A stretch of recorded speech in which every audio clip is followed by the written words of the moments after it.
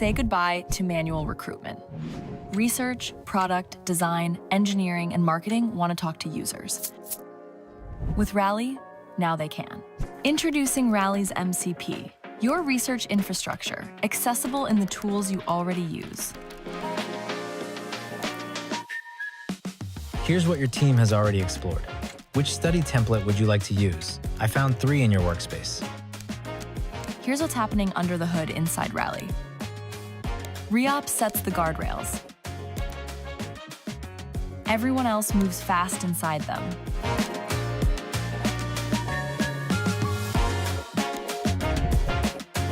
When every team can talk to users, better products get built. Rally MCP, available now. Reops Agent, coming July 2026. I pride myself on being very independent, which isn't necessarily about doing things on my own. It's about having choice. And when that choice is taken away from me because the app or website is inaccessible, my independence is pretty much gone. Every day, 1.3 billion people living with disabilities face barriers when trying to access essential digital experiences. I live on my phone.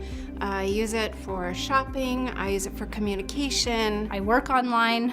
I volunteer online. I do my banking online. A lot of apps are not designed with accessibility in mind. Something that should only take me a few minutes ends up taking me an afternoon because it's just not working. It can get really frustrating when I encounter a barrier. I just see if I can find an alternate website or just completely abandon it. For me to have better access to digital experiences, it needs to be a fundamental change in the way user experiences are designed. Let people look at your product before you release it.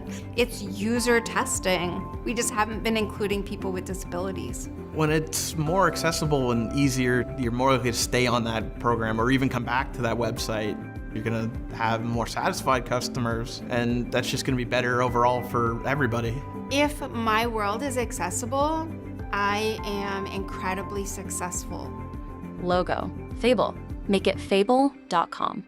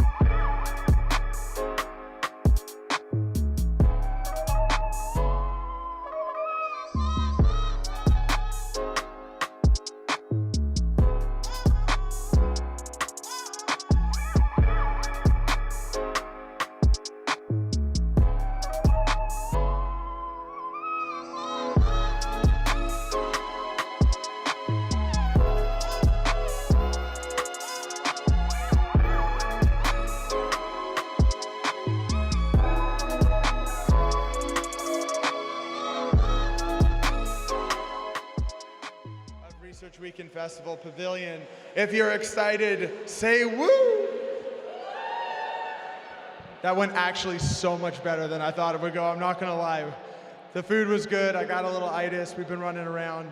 That was great. Okay, cool, so as we do, as is tradition at Research Week, we're gonna kick off this wonderful program by thanking our wonderful sponsors who funded this whole thing. Please give them a round of applause. Thank you, sponsors. We love you. You're beautiful, you're wonderful. So great. Speaking of sponsors, somewhere here is Zach from Tarek, who's gonna tell us once again, for the 6th time today, something exciting about Tarek. Thank you so much, Alec, and great to see everybody again. I think this is your 6th time hearing from us, so apologies if you've gotten sick of us.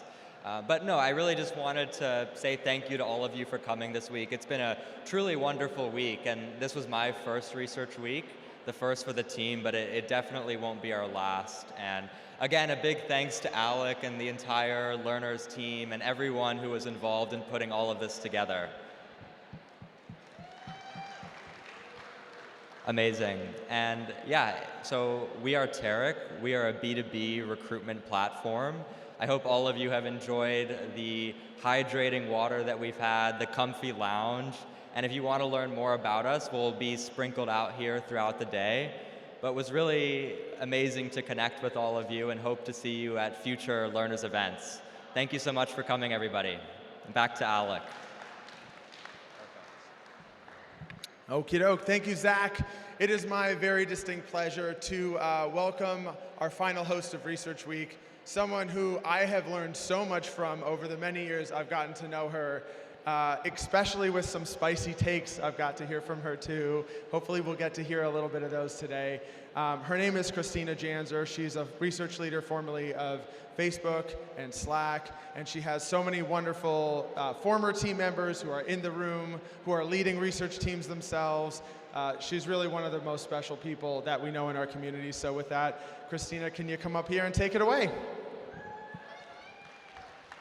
Thank you, Alec. Can everyone hear me okay? Yeah? Woo, okay. Hi, everyone. I'm so excited to be here this afternoon. When Alec first started chatting with me about curating content about Moonshot research, my first reaction was, oh, hell yes. And then shortly after, I paused and I was like, I don't even know what Moonshot research is. Am I really the right person to lead this? So I spent a little bit of time really thinking about what is Moonshot research? And I took a few notes, so let's get into it. So to me, Moonshot research isn't one specific type of research, but in fact, it's more of an approach. It's more of a mindset. Yes, sometimes it's very ambitious. Sometimes it's boundary-pushing work that's happening at the most innovative companies. But it can also show up in much smaller ways. A tactical problem approached in an innovative way, a creative method that no one expected, or even a new way of bringing research to life. It's really about pushing beyond default assumptions, expected methods, or organizational constraints. It's about experimenting rather than repeating, building instead of waiting, leading instead of reacting. And at its core, Moonshot research is a mindset.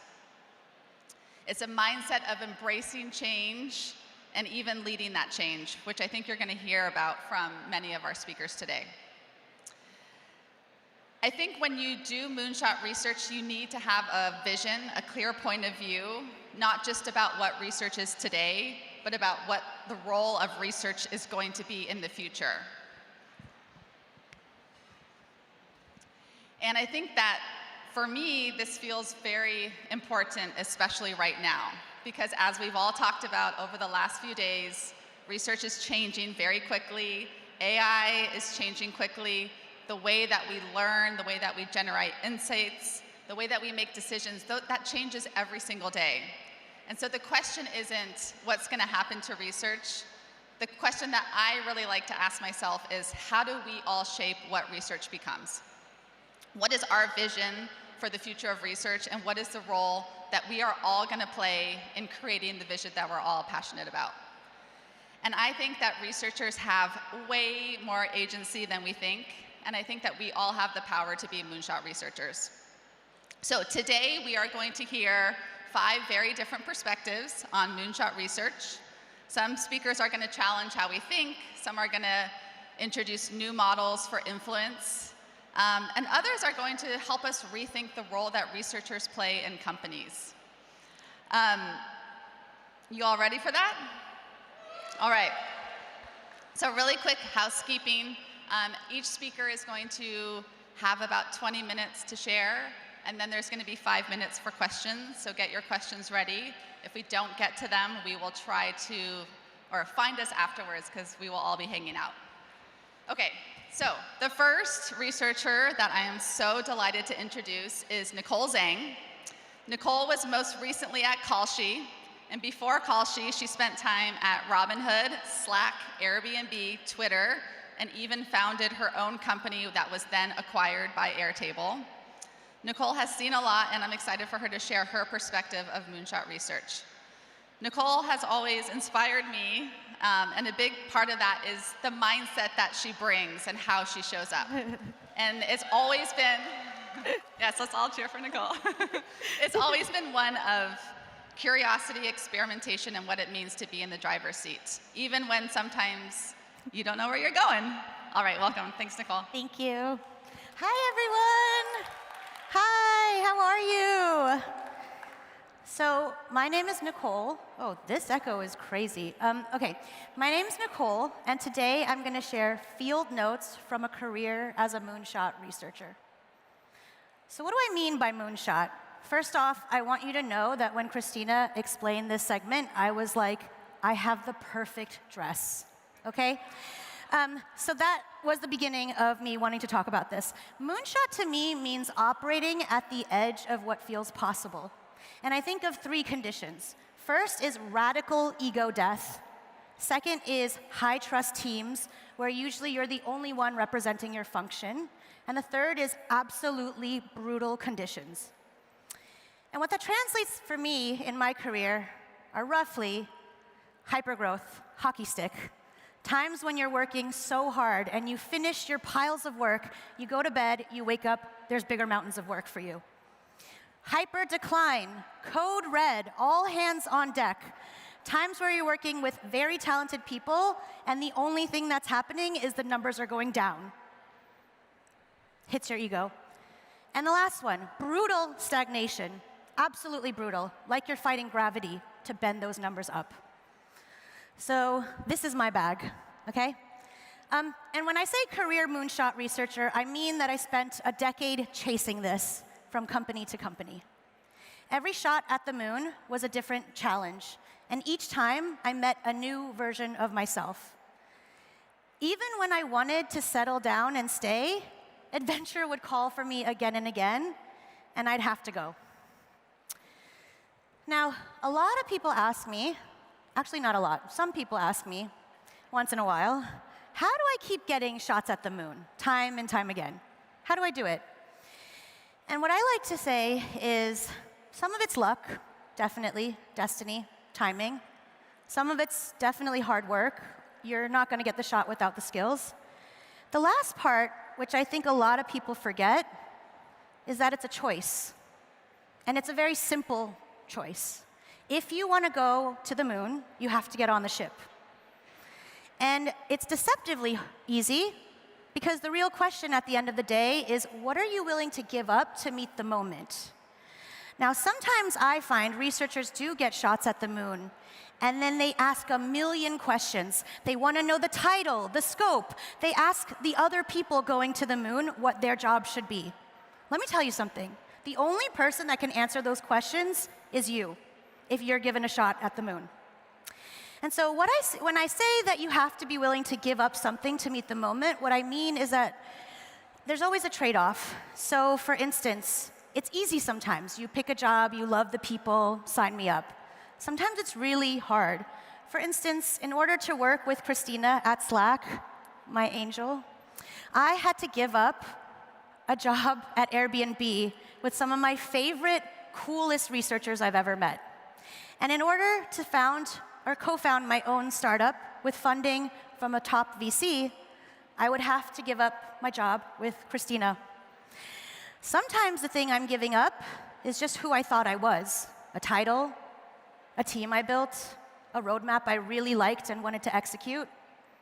But the truth is, you're just going to have to give it up if you want to get on the ship. So I've warmed you up to a brutal fact of Moonshot. Here's an even more brutal one. The moon does not care if you're tired. Brutal. There are no processes to hide behind, no second shots. What if it's just you, the CEO, and an engineer, and you're on the hook to deliver and the time is ticking? What do you do then? I think what I like most about these kinds of environments is the realness. It'll melt away any delusions, any stories you have about who you are and what you can do. And I get very real with myself. Who am I when I can't hide? Sometimes I have to be really honest and say, it's not for me. I'm not going to get this one. And that's some of the things you have to think about when you go to the moon. All right, so I just finished telling you what it was like for me to get to the moon again and again and again. Now I'm going to talk to you about the most recent time at Kalshi. So let me intro you to Kalshi, the only US federally regulated prediction market. It's the hottest thing that isn't AI right now. And I remembered when I met the people there, I could feel it right away. The electricity, the passion, the intensity, the ambition to do it all. I have never in my career met such a talented group of people who were all operating at the highest volumes of work, at the fastest speeds, and with the highest quality bar. I'm not talking about the ads from a couple years ago, but more recently. And I was like, all right, bet. I have found my people. Let's go. Immediately, I face health issues. And what I think is going to be another lap around the field turns into something else entirely. Oh, fuck. It wasn't just a flu, not at all. I kept getting sicker and sicker, and I'd never felt that way before. And I could feel it. All I wanted to do was fire at all cylinders, and every time I tried to do that, the wheels would fall off the ship. It was a humbling experience. I found that I was crashing out at times when I used to just be filled with joy and excitement and curiosity. And it was brutal. I was tired, I had headaches. I sent out a bat signal to all my friends. Help! Have you ever encountered this? What do I do? And one friend in particular had some really interesting advice. At the time, I was a skeptic, so the minute he said AI, I was like, unsubscribe, yuck, no. But there was something that happened. The minute he said, no, it's not for editing your messages, what if you thought about AI working for you while you rested and recovered? I felt it in my body. I started to relax. And as I relaxed, I thought, okay, there's something here. And so I hit up my husband, who is really good at AI. He's been talking about it all this time. I've never paid attention once. And now I'm like, hey, I had this conversation. Can you help me? And we decided that the best first thing for me to try was a custom GPT. So that night, I built one. It turns out it's actually pretty easy. It's like putting your own job description of yourself in the instructions. And thus was born Princess Jasmine. And after working with Princess Jasmine a bit, kind of like how Sasha was saying, except a little more, cowboy, I started to pick up something. So this green line is me and the quality of my thoughts through the day. You guys might have different thoughts. Yours might start off low and then goes up and then goes down. I know tons of colleagues whose only thoughts are good, or their thoughts are only good when it's late at night. But Princess Jasmine is the same, any time of day. And the first thing that I noticed was, this is slop, totally, but this is also slop. So at 9 p.m., when my stakeholders asked me for a survey with a readout in 2 days, and there are no pushbacks because it's the Super Bowl, I realized when I'm writing a 9 p.m. survey, ain't nothing in this head, nothing. But Princess Jasmine holds the fort. And so I started getting very interested. I was like, okay, I think I get it now. I invested more in AI. I started to learn about agents and sub-agents as a concept. I started tinkering more and more, and soon there was Pocahontas and Belle and Merida, and they were all working together to resolve challenges and issues and increase the quality of output. And so very quickly, my workflows and my concept of time changed entirely. And I was actually able to reach that state that my friend told me. Let AI do the work for you while you rest and recover. So when I was giving this practice talk, Christina said, tell us more about what you did. And I'm embarrassed because you're going to hate it. Are you ready? Hopefully by now you understand the type of researcher I am. I don't think anyone else would do this, but I did. So the thing is, after a career of feeling slowed down when moments are high stakes, I finally felt like I could do it all. And so I did. I said yes to everything. Everything.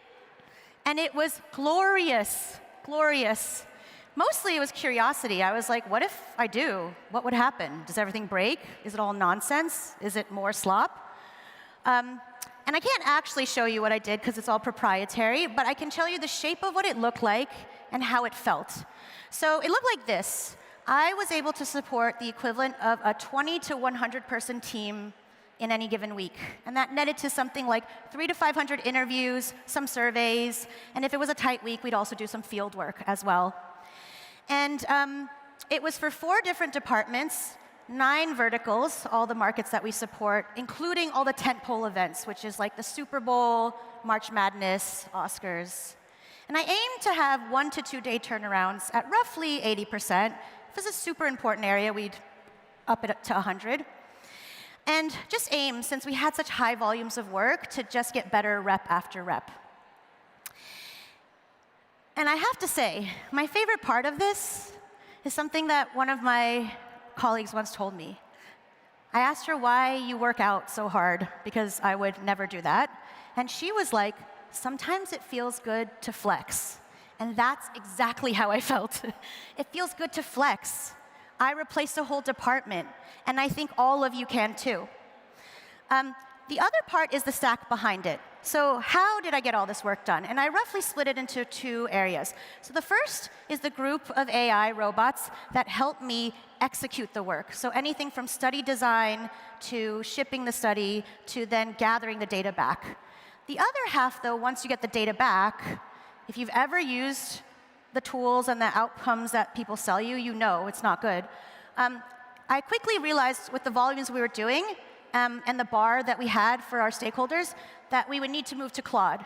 And so I did, and I learned more skills with that. And if there was one hint I would give you, it's really helpful with really large interview data sets to ask Claude to code it like an ethnographer or a sociologist. Maybe a social psychologist if that's your background. And the quant is pretty easy. I'm not even going to talk about it.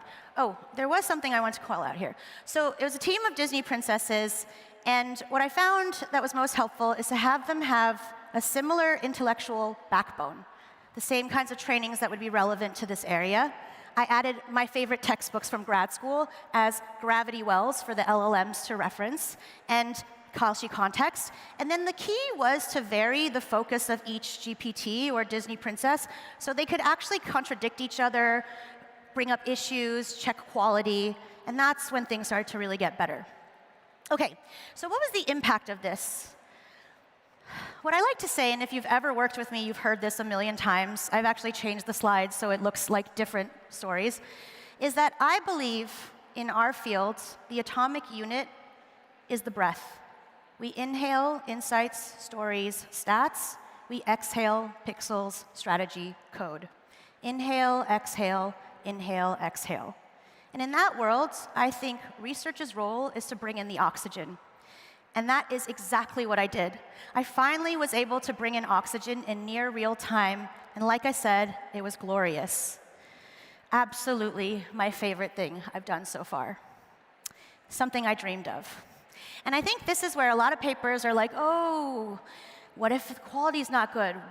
What about rigor? Let me tell you what the counterfactual is in Moonshot. The counterfactual is not that your stakeholders wait for you to do a better report. It's that they make decisions without any data at all. And so I like to think that this was actually a net gain to even get them anything, a customer story, a verbatim, a stat. Just call it directional. You know what I mean? And it tasted like Moonjoy. If you've ever followed Artemis 2, tasted like that.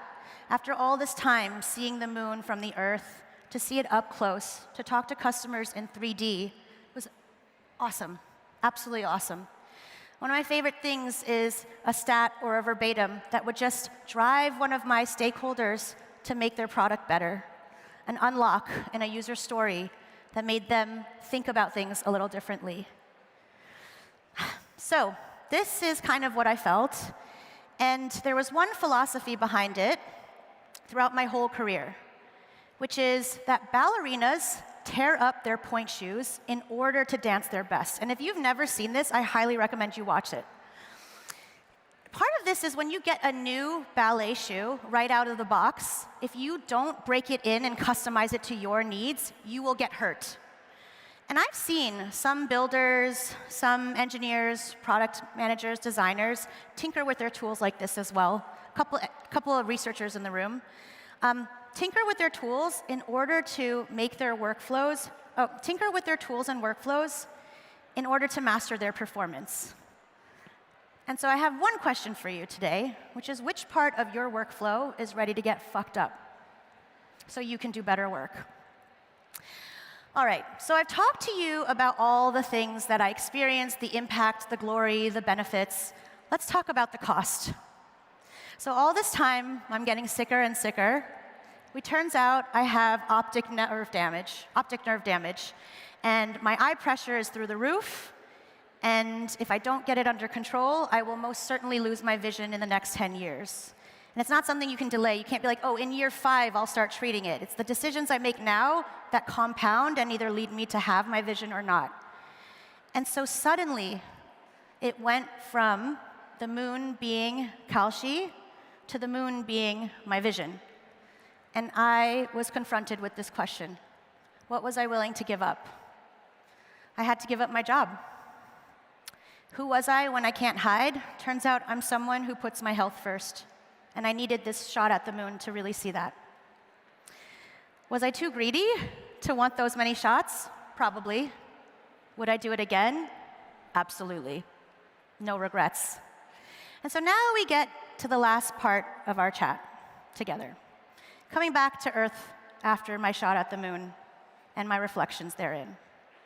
So the most common question I get asked, considering the far reaches of AI I was working with, is what is the future of user research in an AI world? And I'm going to tell you, but before I do, I just need you guys to remember, you are listening to an answer from a woman who nearly lost her sight chasing this, okay? So I'll give you an answer, but you should hold that in your minds. So this is a roadmap review I did when I was still at Kalshi. I blurred it out for obvious reasons. Each of these lines was a link to a study or multiple studies that I've done. And I was so proud. I've never done this high volume of work at the speed and at the quality. And when I reviewed it with my product lead, she was like, yeah, this is great. We just need more. More. It's that tiny word over there circled, okay? So I think the future is more user research, not less, more. And that's because nothing hits quite like really good user research. A stat, a video clip, a verbatim, a deep dive. It silences rooms when it's good. It changes minds, flips roadmaps. I have had a career watching people in this audience do just that. And it really inspires me. And just to put it into context, your stakeholders in Eng, product, design, creatives, have to actually build code, build a prototype, or generate creatives to do what we do with ideas and sentences. So let that sink in. And so in a world where there's more user research and not less, I've been hearing a lot of folks ask, sure, we can do it all, but should we? What should we do? I by no means think that I should be up here telling you that, but there's one thing that I feel very clear about, which is that we should be the authors of this next chapter, not anyone else. I don't want to see anyone here get bullied into using AI against their will. So what would it take for you to be the author of that chapter? I want you to imagine for a second that AI is a lake. It emerged, sprawling. We don't even know how far it goes. There are many, many ways to be on this lake. For instance, I started as that little stick figure all the way in the, was that left corner? Skeptical, listening to other skeptics tell me why I should be skeptical. And then I fell into the lake, and I was right there in the eddy with all the sharks, just struggling. And then one day, I found myself figuring it out on the paddleboard, gliding, strong, stable, happy. So I wish to ask you all to think about who you are on this lake and who you want to be, because that's the beginning of self-authorship. I'm going to tell you what my answer is these days. I'm the one on the floaty, vibes-based research only, and on my terms. And what that looks like is that I'm cooking for joy.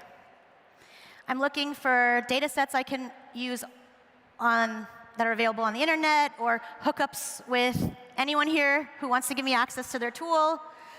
And after a career of doing research that only gets hidden behind company walls as proprietary, at this time, in this era, I really feel like all I want to do is research out loud in the public, show you my ass, all the times I flop, all the times I get it right, just talk about the messy middle of what it's like to do research in an AI world. And so I share those in that Substack down there, Research Tea. I hid it because I'm really embarrassed, but I also want you guys to chat with me, and so I'm like kind of juggling that structure there. There's only that's tension there. There's only a couple posts right now, and they're all extremely chaotic, but I want that to be the vibe because it is chaotic. And so I want to thank you so much for all this time you shared with me. If you ever feel like cooking, the QR code with the custom GPTs is a starters pack of Disney princesses that you can customize for your own use, as well as some instructions from Claude for how to do the ethnographic stuff.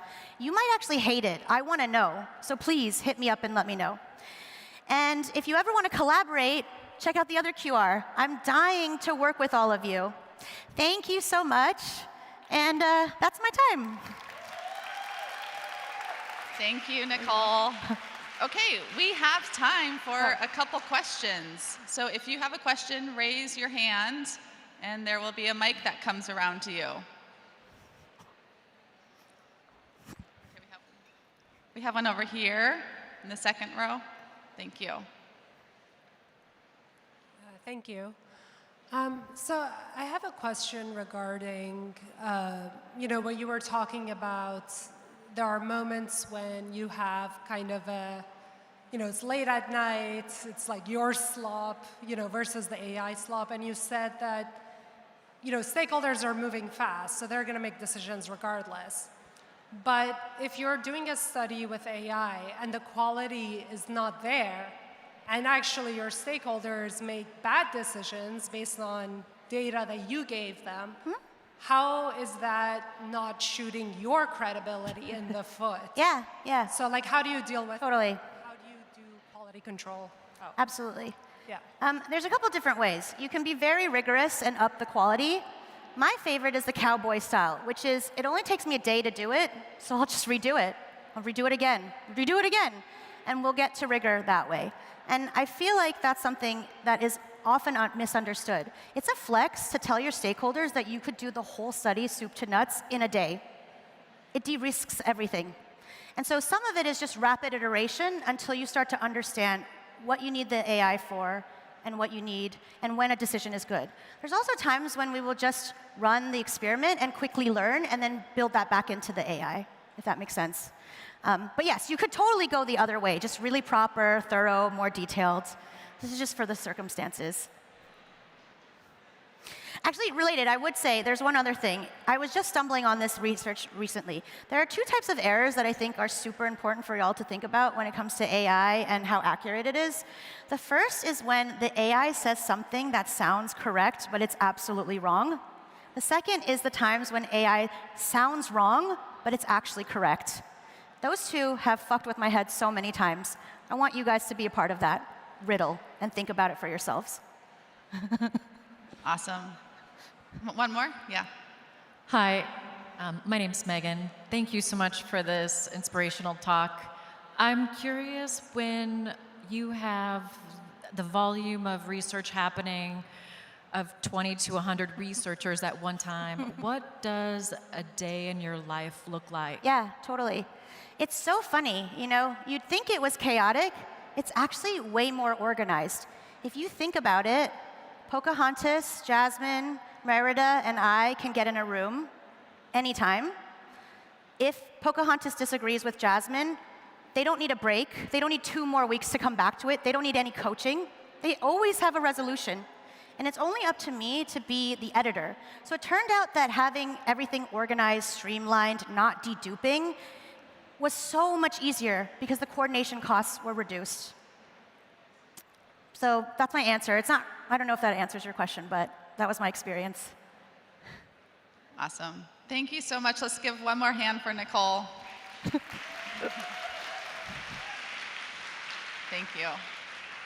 Okay, I'm really excited to introduce our next speaker, Lauren. Is Lauren around? Well, let me do her little blurb while she comes up. Hi, Lauren. I briefly worked with Lauren when she was an intern at Slack, and over that summer, she quickly captured the company's attention with her creativity, storytelling, and ability to get people to pay attention to what matters most. Lauren has also spent time at Microsoft as a PM and designer, and at IDEO, where she studied what Gen Z thinks about Gen AI, which is work that I still think about years later. During Lauren's talk, I really encourage you to consider her perspective of what our jobs are, not just as the researchers doing the research, but as influencers, which I know we heard about a little bit earlier today. And to also just consider the active role that we can all play in directing the attention of those around us. So thank you, Lauren, for being here. Hi.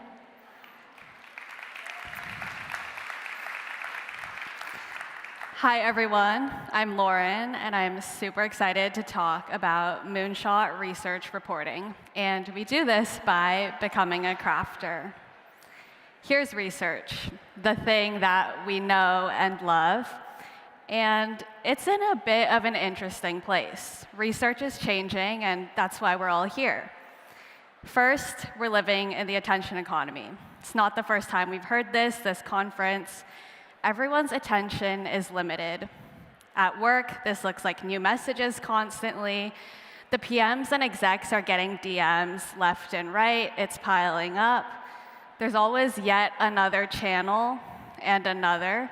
And trust me, I work at Slack. I know this. So while Slack or Teams may not look like infinite scrolling TikTok, the greater context that we're operating in remains the same. Attention is the new prerequisite for information consumption. Next, AI. We all know this one. Generating new content and information is the easy part. It's crazy. You can ask Claude to analyze the data and create a report. It'll saute for 4 minutes or whatever that means, deliver Canvas right in Slack.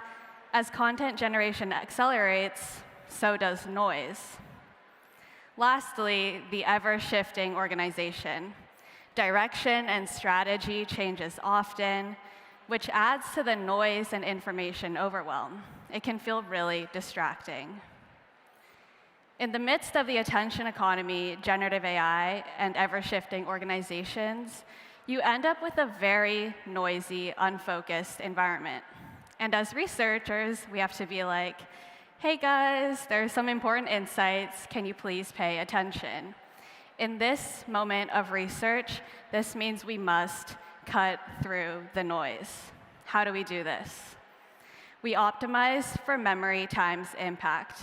Memory is the multiplier for impact, and insight is only as impactful as it is memorable. I got a crash course on this by seeing research from our partners' eyes. I was briefly a PM and quickly realized that even being a research-loving PM wasn't enough. There's more research than I could realistically consume.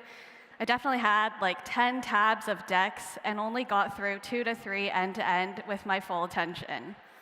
The PMs are really having meetings all the time. It's not personal, and I knew this, but I had to live it. I also spent several years designing, toy inventing, and researching Gen Z at IDEO's Play Lab. At the Play Lab, we always talked about how play, even in the most corporate of settings, had a really magical way of unlocking deeper collaboration, risk-taking, and experimentation. This did not undermine the validity of the work.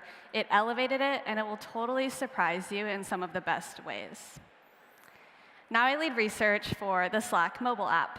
Designing for mobile is so different than desktop. You have the smaller screen size, the unique mobile moments, like the commute or the coffee run.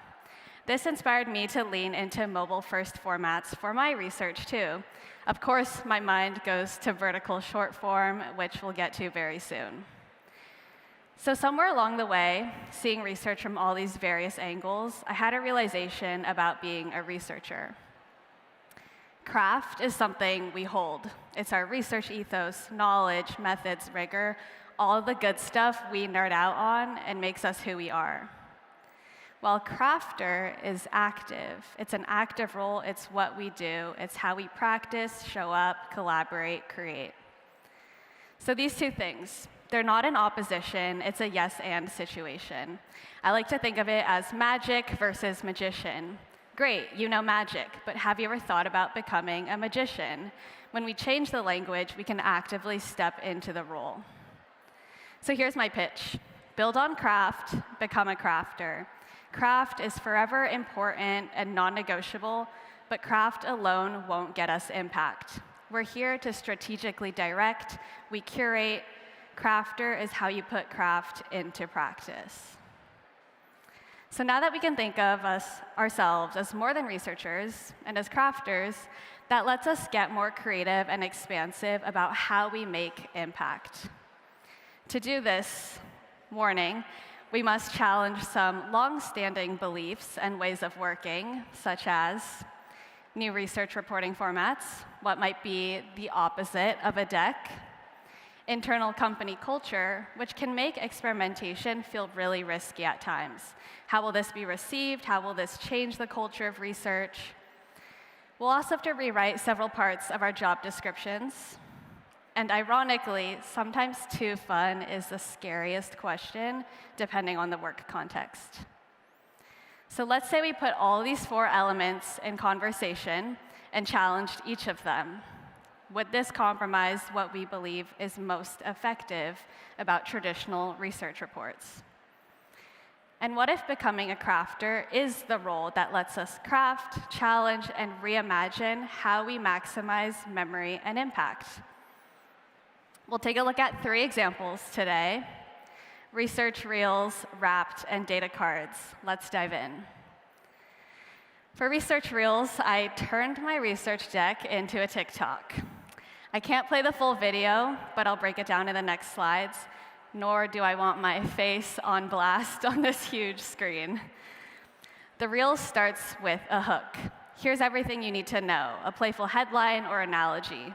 Among infinite content in Slack, immediately let people know that it's relevant to them and worth their time. You think your stakeholders just fell out of a coconut tree? You and we all exist in the research context.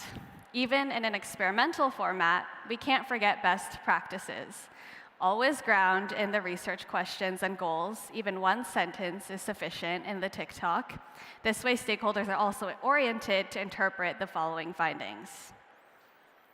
For the main content of the video, I reuse deck assets, don't reinvent the wheel, pull in videos of user quotes, graphics, slides, and frameworks from your decks. It keeps the background interesting. It also connects your talking points to the report. And let's be real, we're here for a good time. Sprinkle moments of fun and relatability throughout. Memes can convey feelings that my words alone cannot, like this one. What do you do for a living? I do my best. Publishing the first research reels to Slack was a bit scary. I didn't know if it was allowed, but the impact surprised me. Engagement skyrocketed, evidenced by emoji reactions and organic sharing. The mobile-first format made it flexible to consume research. People watched while commuting on the train. It was handy, easy to refer back to, memorable. It was also really easy to send to the new PM who just joined. Next, researchers don't just share research, they build a culture of research. The Reels generated research FOMO. It was like creating a movement everyone wanted to be a part of. One stakeholder shared that the Reels gave Team Mobile an identity. It was like a collective rallying around our users. To go all in on the TikTok comparison for a moment, our role is kind of like being an influencer. We want people to look at us and be like, what's your take? What should we do? And was it too fun? Said no one ever. Really, how fun is it to read a 20-page deck? In fact, busy PMs and execs would rather watch this. One director said, hope this becomes a trend for others, how concise and actionable. Turns out, you make it fun, your cross-functional partners will also want to share on your behalf, even to channels you're not aware of, just like sharing a TikTok with your friend. This means the impact spread beyond mobile and to our adjacent feature teams, and that we're able to follow up with live design jams. Okay, for example number 2, we have Research Wrapped inspired by Spotify Wrapped. Here's a story. We launched Hold the Phone, where we hosted almost daily live-streamed customer chats with mobile users. This was catered for engineers so they could build user empathy and product sense, and participation was amazing. After the season wrapped, like any researcher would do, I synthesized the insights into a doc, posted it in Slack, and I got a really sad amount of emojis. My worry was that team members attended one session and called it a day. I needed them to come back and close the loop one more time. So I shifted my content strategy to direct attention. The fun of Spotify Wrapped is seeing your own data reflected back at you. So I made recap graphics to highlight and celebrate participation in the research effort, like 500+ thread replies and over 25 people joining.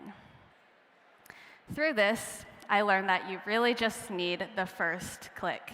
It's like when you go to Trader Joe's, the sample draws you in. Next thing you know, you have the crackers and the cheese in your basket, and you're like, I don't know how it ended up in there. You don't need to completely redo the research report. You just need to rethink how to get people's attention. So upon reposting the same exact doc, but with the new graphics, I'm happy to report that emojis were back up and people were actually in the doc. Sometimes a research report is the best format, and in this instance, it was. The missing link was attention. Internal company culture. This one surprised me. Everyone, even engineers, became my cross-functional allies. Usually, as researchers, engineers are not our main audience, but they actually read the report, proactively flagged relevant insights, and took it back to their teams to tackle. I'm not in all those conversations or rooms, but the impact continues to multiply. Our job is to empower our partners, and it starts with directing their attention. When engineers, in addition to our primary stakeholders, have a shared understanding of what we're building and why, research can shape strategy and facilitate alignment in a grassroots way. And here, fun and is an effective strategic lever to boost socialization. This is on purpose. Now, the artifact carries attention-grabbing weight instead of over-indexing on the single share-out to guarantee impact in eyes. Okay, raise your hand if you played with Pokemon cards. Okay, ideally more, but I was obsessed with them. Data cards is inspired by just that. It's also inspired by cheat sheets that you could bring into a test, of course, if your teacher lets you. So how do we compact the most impactful information that will facilitate decision-making? I compiled info from our data warehouse and recent survey insights into these cards. Shout out Anna for talking about multi-source research. So I couldn't include everything, and that was the point. This is researcher curated. Every stat was meant to map to a specific feature team.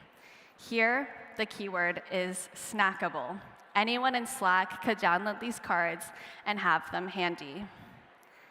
The snackable quality also inspired the designers I work with. They had the amazing idea of turning these cards into Figma components that are available in our design library. They're accessible in the flow of their work to quickly ground in a user's point of view. Pokemon cards are portable to play with friends. Cheat sheets hopefully make your test easier, and we often find ourselves reaching for the prepackaged snack in a pinch. A different form factor allows research to be received and internalized in a new way. As much as we love our reports and decks, it's not always the most convenient to pull up. The snackable insight is the memorable one. My biggest learning, embed in existing flows of work. I noticed PMs creating strategy fig jams. Imagine you're a designer and you're in Figma all day. What did the research say about this? Now I have to go find that deck. Is it in Drive or Slack? What do I even search? Leaving Figma, the friction compounds. How could research meet them where they're at? Reduce the friction needed to consume new insights, then they will be easy to consume. I think we all know this one, but it's just a good reminder. Research your own team and org, get to know them, their needs, and craft accordingly. And it was only once I leaned into a playful format, the research became more approachable and digestible, and ended up unlocking new levels of collaboration with my cross-functional partners. Now let's zoom out a bit. If you think of research reporting as experience design, there are so many opportunities to show up as a crafter. We often leave the little bit at the end for socialization. Sometimes we move on way too fast. But we should be spending more time in socialization. When we savor this phase, you can spend more time as a crafter. The creative storytelling is what enables us to direct attention. It's not the end goal, but rather in service of greater impact. So get crafty with new formats. Let artifacts you create help align the team, direct the attention, and drive the conversation.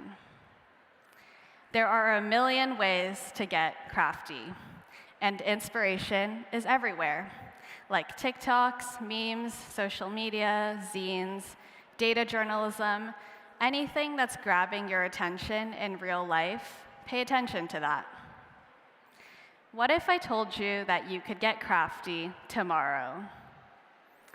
On a more tactical note, I'll share the tools I use, my research reels process, and then some guiding strategies. Here are some of my go-to tools. Feel free to take a photo or revisit the slides later on. I just film with my phone. I have a tiny mic, optional, but highly recommended for the vibes. To create graphics, Google Slides is pretty powerful. Canva and Figma are also great. For editing, iMovie and CapCut are quite feature-rich without being too technically intimidating. Reduct and Descript are amazing for cutting clips and also adding captions. Captions are great for accessibility, but will also instantly up-level the production value. Call in AI where it makes sense, and you bring your thinking, creativity, reports, data, of course, your favorite memes. Now for a quick crafter's guide on how to create a research reel. I suggest taking an executive summary slide that you've made and just try writing a short script based on that. I've also uploaded my research report and asked AI to create a short script based on that. This will force you to distill and curate your insights and will also give you an idea of what the video will look like. Oops. You also want to film, edit, add your captions. When you export your video, remember to name it something comprehensible, not that random list of numbers it'll sometimes give you. That way it is searchable in Slack for the future once you post it. As I'm crafting, here are the strategies and mindsets I'm centering. Number 1, maximize the memory times impact multiplier. Number 2, you need content plus a socialization strategy. That's content strategy. Number 3, our job isn't to merely produce. Your value as a researcher is to curate and direct attention. Lastly, remember your cross-functional partners are co-crafters. You're not alone in this. Our work is relational. And as scary as it can be to send anything work in progress, design and engineering do it all the time. They're sharing prototypes. Consider your research artifacts to also be a prototype. Get your team's feedback. I did this with the data cards. We do research peer reviews all the time, but why don't we do the same with our cross-functional partners? The impact of research is ultimately a team effort. We're all on the same team, and we should show up like it. Lastly, for reals this time, in the spirit of more Moonshot research and reporting, you can craft things, and you should. Thank you. Thank you, Lauren. That was awesome. Okay, do we have questions in the audience? I see one over here. Hi, my name is Barrett. Thank you for these creative ideas. I was wondering, how do you balance the increased need for speed we're seeing in research with this extra effort of designing creative packaging? Yeah, that's a great question. Obviously, you exist in the research context, so like, what is the goal? What is the decision that the stakeholder is ultimately trying to make? But I think the data cards are a good example because that came before the deck did. But that was something that I needed to get to the team. We were doing a lot of iterative work, so I wanted to get that into their hands first. So sometimes I know we have this process of synthesize and have a formal deck, then make the artifacts. But I think we can play around with the steps of that process where it makes sense, because sometimes getting something out faster and the most important information is better than following the exact process. You can always go back and make the deck or your data repository later. So that's what I would suggest. But it is definitely hard, and like lean on AI where it makes sense too. Let's see, right here. Oh, this one in the back first. Go ahead. Hi. Hi. Hi, Lauren. It was great hearing from you, especially as a former founder and researcher. I have a question. Currently working in a company which is much more traditional and risk-averse, how do we go about pushing and adopting these research and presentation methods?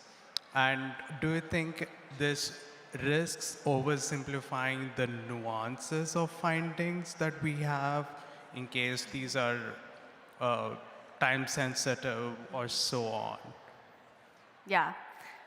That's a good question. I think that's where the craft versus crafter concept helps, because craft is like our care, our rigor, all the stuff that we're trusted to do.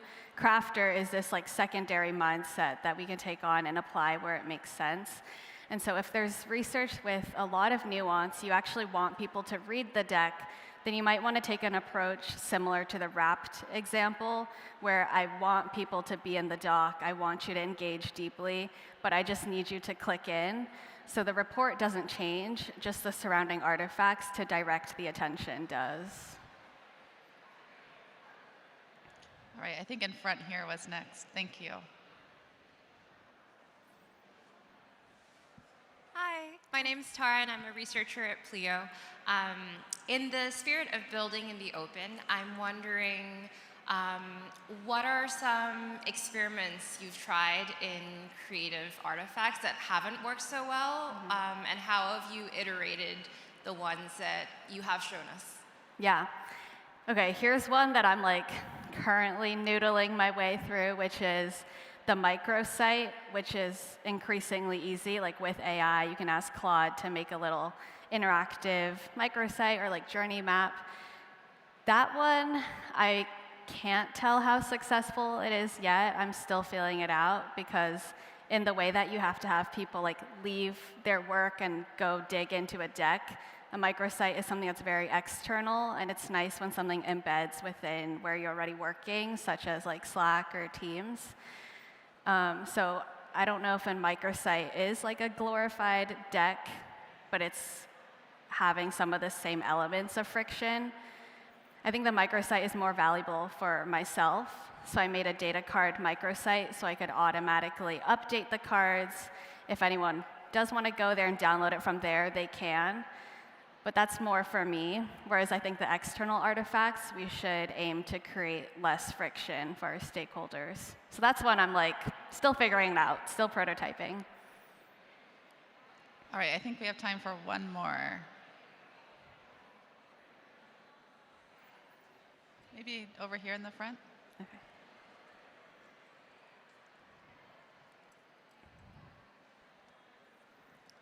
All right, so really cool talk, and I'm there with you. My artist name is Crafty Sorcerers, so yeah, there with you, man, influencing and sharing detailed insights and make it accessible. And I'd love to hear more about how you break down like really detailed work, which all of our work is very much careful, thoughtful, like very much that trade-off of like content versus timing. Because there's some stuff that we do need to get into deep, in depth for, and also these formats tend to be very quick. So how do you balance out getting in depth with something? Like take a report. Like, do you break that down into 5 videos? Or like, how do you convert the depth of what you've done and also make it within a reasonable time range for someone to click on and listen to? Does that make sense? Yes, that's a great question. So for the Reels, that was exactly what you're thinking. It was like a series because it's like a foundational study. There's a lot of, it was a long deck, which is why I got worried that no one was going to read it. So I think that's another trade-off is like the format can be really long and you want people to understand the nuance, but how much of it are people going to take away and like what are the key pieces of information that they need? So that's where our curation lens comes in. I would suggest, yeah, breaking it into a series. That way people can have it in like bite-sized pieces. Still having those share-outs with a small focused group with your PMs and designers, prioritizing, really embedding and jamming together. And then the other artifacts can help socialize the research, maybe like beyond the team and like garner interest. So I think it's like a both, it's a yes and situation, and that's what you kind of have to figure out is like your content strategy. So sometimes I also think of it as like going on a world tour. It's like I did this research, now I'm gonna go to all these different like teams or cities, spread the word, and then if you ever want to refer back to it, here's a really easy artifact to go back to as well. Awesome. Yeah. One more round of applause for Lauren. Thank you, Lauren. Okay, we are going to have a quick word from user testing. So come on stage.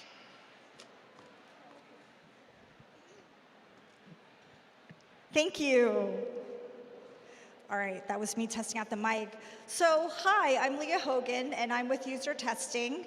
We're at that booth right back here. You probably walked past us on your way in.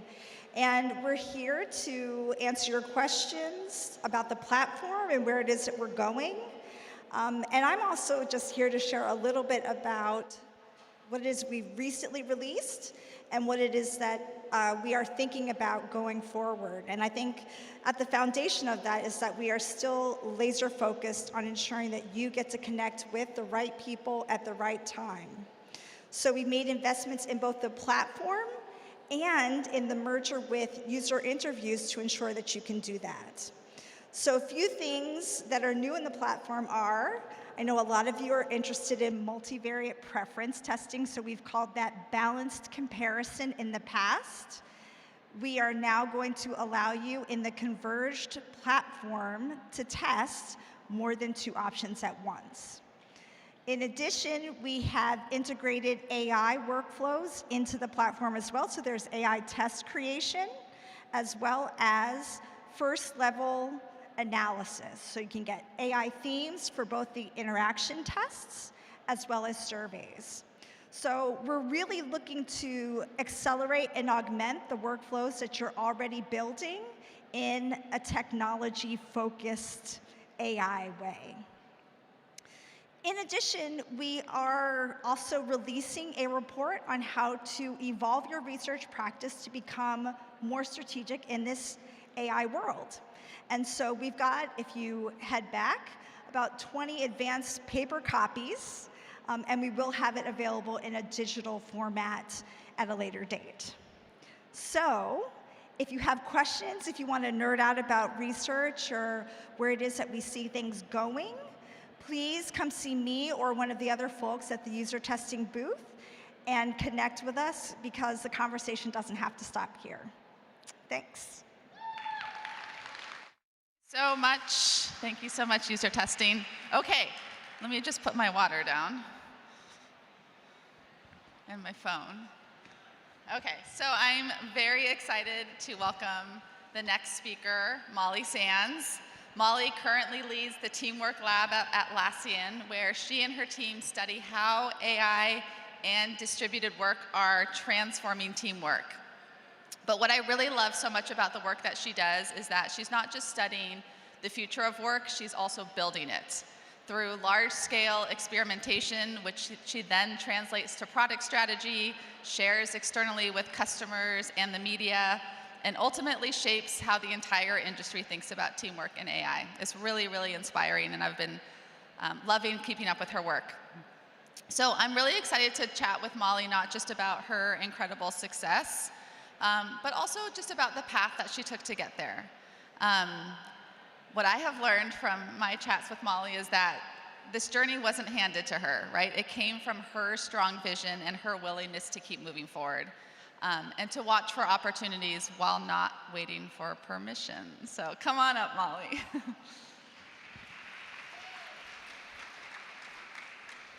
Hi. Okay. Hi. Sorry, I just want to have my timer to make sure that we're. Oh yeah, please. To make sure we're on time. Okay. Yeah, let's sit. Where do you want to sit? There? Around the middle. Yeah, perfect. Is this good? Yeah. Film crew, let us know. We should All right. Thank you for being here. Yeah, thank you for having me. Me too. Excited to chat with you. I would love to start at the very beginning. So tell me a little bit more about the original mission of your team and what was the problem that you guys formed to solve. Yeah, so I am the head of the Teamwork Lab at Atlassian, and we make products for people to work together online. And when the pandemic happened, our founders were really strong in the idea that we think work happens online. We can tell from the tools that we build. You know this well from Slack. And we knew that we were going to be distributed and that we were going to have people working remotely in our company forever. And we thought that was relevant to everyone. And at that time, most of the conversation around remote work and distributed work was very much based on people's opinions and their experiences. And you all have heard lots of stories of leaders saying, well, you know, I learned a lot from the guy I sat next to in the office. And so how will we operate in this world? And we knew that that was a way too simple idea of what needed to happen. We also knew that a lot of the ways of working that people had brought home with them from the office were not working well for companies. And we needed data to add to that conversation. And we needed some genuine experimentation about how people should work. And so our original mission was to figure out how to let people work anywhere, anytime in a global organization, and how to do that through our products, but also through the habits and behaviors that people engaged in the company. That's amazing. I mean, that sounds very familiar to some of the work that I used to do at Slack, but I think you guys spent a lot more time on the experimentation component. So can you share a little bit more about what that looked like?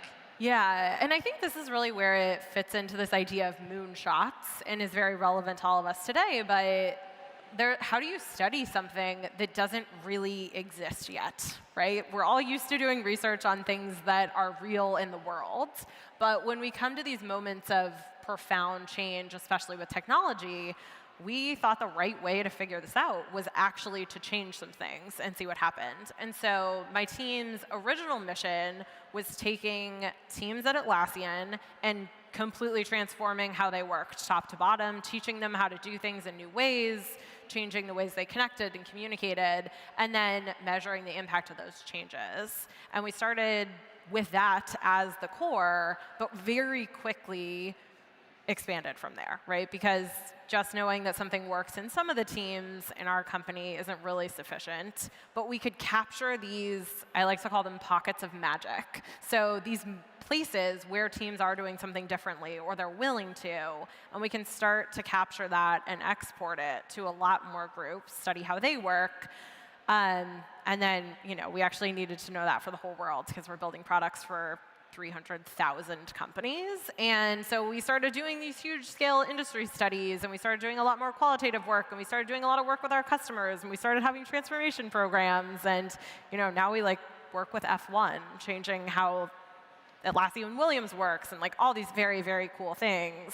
But it started from that kind of seed of we can't really learn about the future unless we change something and we see what it could be like if it was different. That's the part that I find so inspiring is a lot of people, when we're doing research, we're observing behaviors, we're seeing what is happening, but you sort of translated that into actually building the future, right? Let's actually try it out internally. Let's do these experiments to figure out how this is actually going to work. Can you just talk a little bit about how you sort of navigated through that journey? Because was somebody asking you to do this specifically, or was this something that you thought, oh, something's missing, let's stop observing, let's start building? Tell me a little bit about how that all came to be. Yeah, I mean, you alluded to I don't like to ask for permission. No one ever asked me to do this, right? No one was like, hey, this is how we think you should set this up. We think these are the right ways to tackle these questions. That moment won't come. I often say to my team, no one's coming to save you. And then they much more nicely reinterpreted that to why not us, which I think is maybe a more positive frame on it. But no one's going to ask. And so really what I think about all the time is where are we trying to go and what is preventing us from getting there?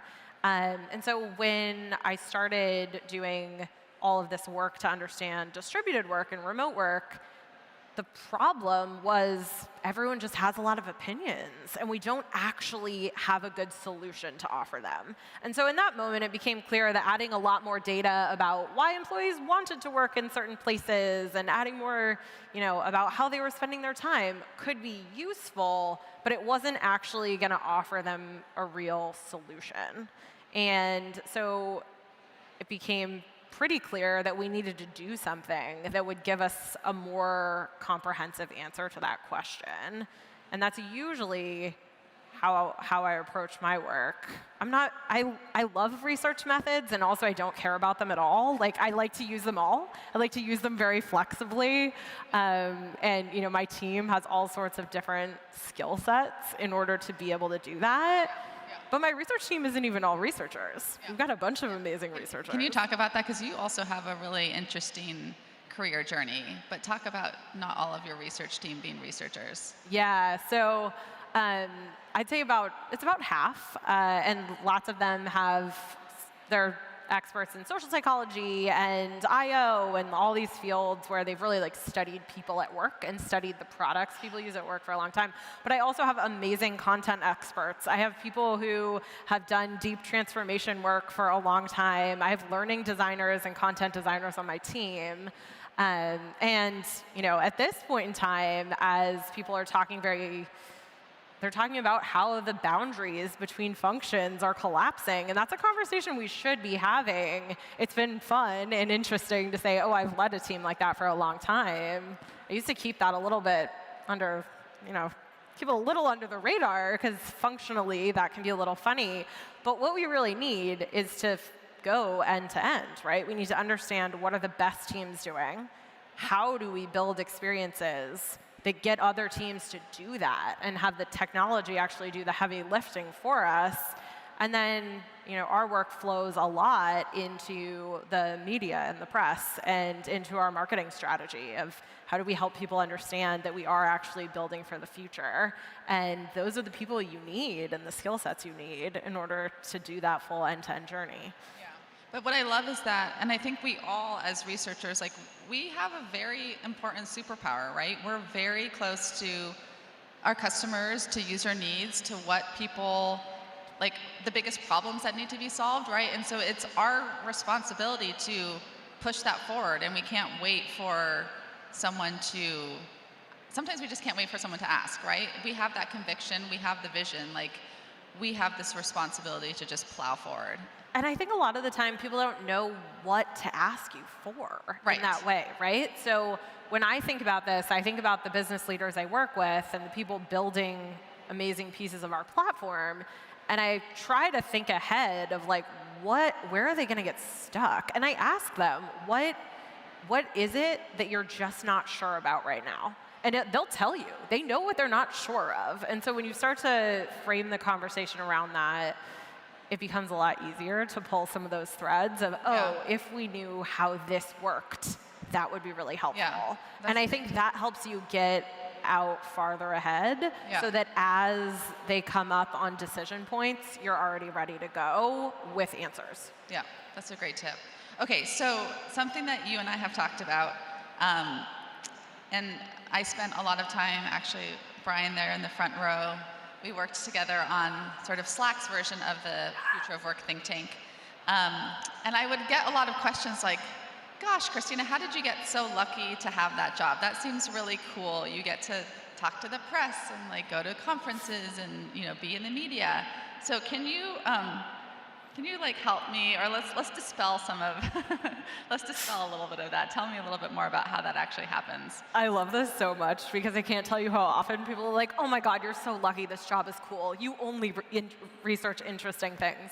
And I do think the research we do is genuinely very interesting, but it was definitely not a fell into it luck kind of situation. And I think it ties into this idea of no one is coming and asking you specifically to do the study that's going to define the future of work. Same for you. I know it's a lot of sweat and tears behind the scenes, but it's also thinking ahead and knowing the right people and focusing on the right problems. I've been very fortunate and also actively sought out leaders that are more forward-thinking. And I think this is an area where most researchers have a lot more control than they think. You get to work with people across your whole business, or you most likely get to work with a variety of people in different parts of your business. And so find some of them that really are open to the possibility that something could be very different. And I think that's where a lot of the most interesting work happens, where you're asking these truly hard questions and approaching them in a very iterative way. But yeah, it wasn't really that lucky, which is good news for everyone. Well, so tell me a little bit about this idea of seeking out leaders, or because I think you've been fortunate to work with leaders who are really receptive to the work that you do and really encouraging of the work that you do. Did that just happen, or tell me a little bit about the role that you played in that? Yeah, I've repeatedly said, I would love a job you could Google, like that I could search for on LinkedIn. And then every time that I need to get a new job, I find like the only job that doesn't exist on LinkedIn. So I do think it's partly seeking out people and situations and companies that have taken kind of an interesting stance. And I feel like we're hearing from a lot of people today about that are in companies that are doing something really different. And oftentimes, if the work environment you're in is a little bit more innovative, I think that helps tremendously. Slack's a great example too, right? Like you all built a platform that fundamentally changed how people communicate at work. And that kind of company and environment is going to draw leaders and people that are a little more forward thinking. And so I think that's And I think you can also play an active role even during the interview process. Like they're interviewing you, but you're also interviewing them. Like, are these people that you want to work for? Are these people that are going to be inspiring and receptive to the type of work that you want to do? And then also I think you talked about like when you're at a company, there's your direct boss, but there's also all of the other leaders around the company that you can seek out as collaborators and as sponsors or whatever you want to call it for the work that you want to do. Yeah, and I've just never come across a situation where you are on target for the big questions the business is worried about, where you can't get advocates for doing that work.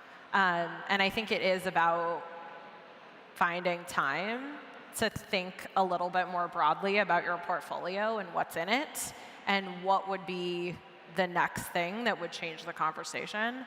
And I have gotten to work with some really amazing people that are doing some different things. When I came to Atlassian, Annie Dean, who is the head of our Team Anywhere program, hired me. And the first thing she said to me was that in the next 2 years, I'd like for you to put yourself out of a job.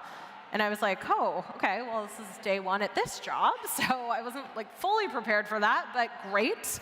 And I think that that sort of energy of, you know, we're not going to do this forever. We're going to do something else because you're going to figure out enough of this that there's a new challenge is absolutely the right energy to bring to every job that you have. And if you do that, the job will continue to exist and there'll be many more after it. Yeah, I love that.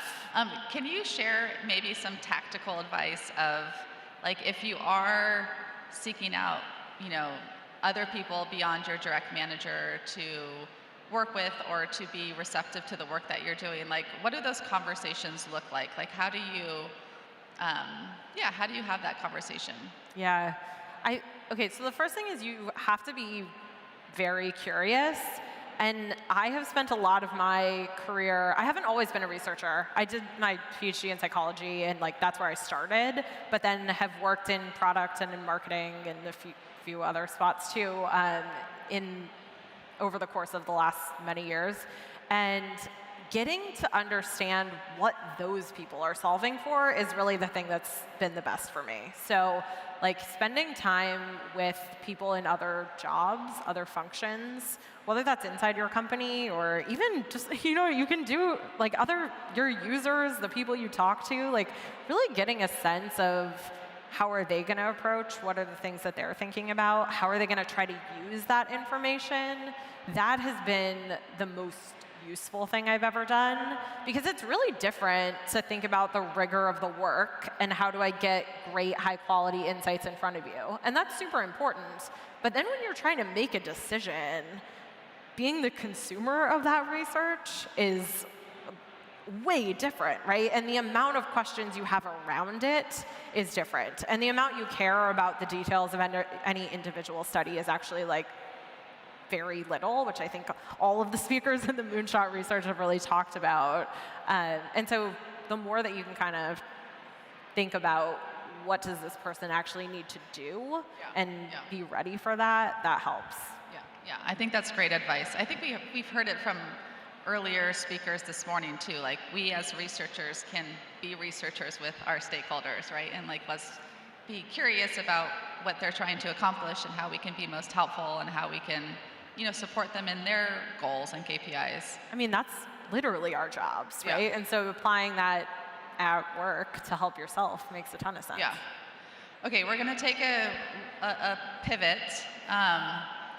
We're talking about moonshot research. I don't think you can talk about moonshot research without talking about AI.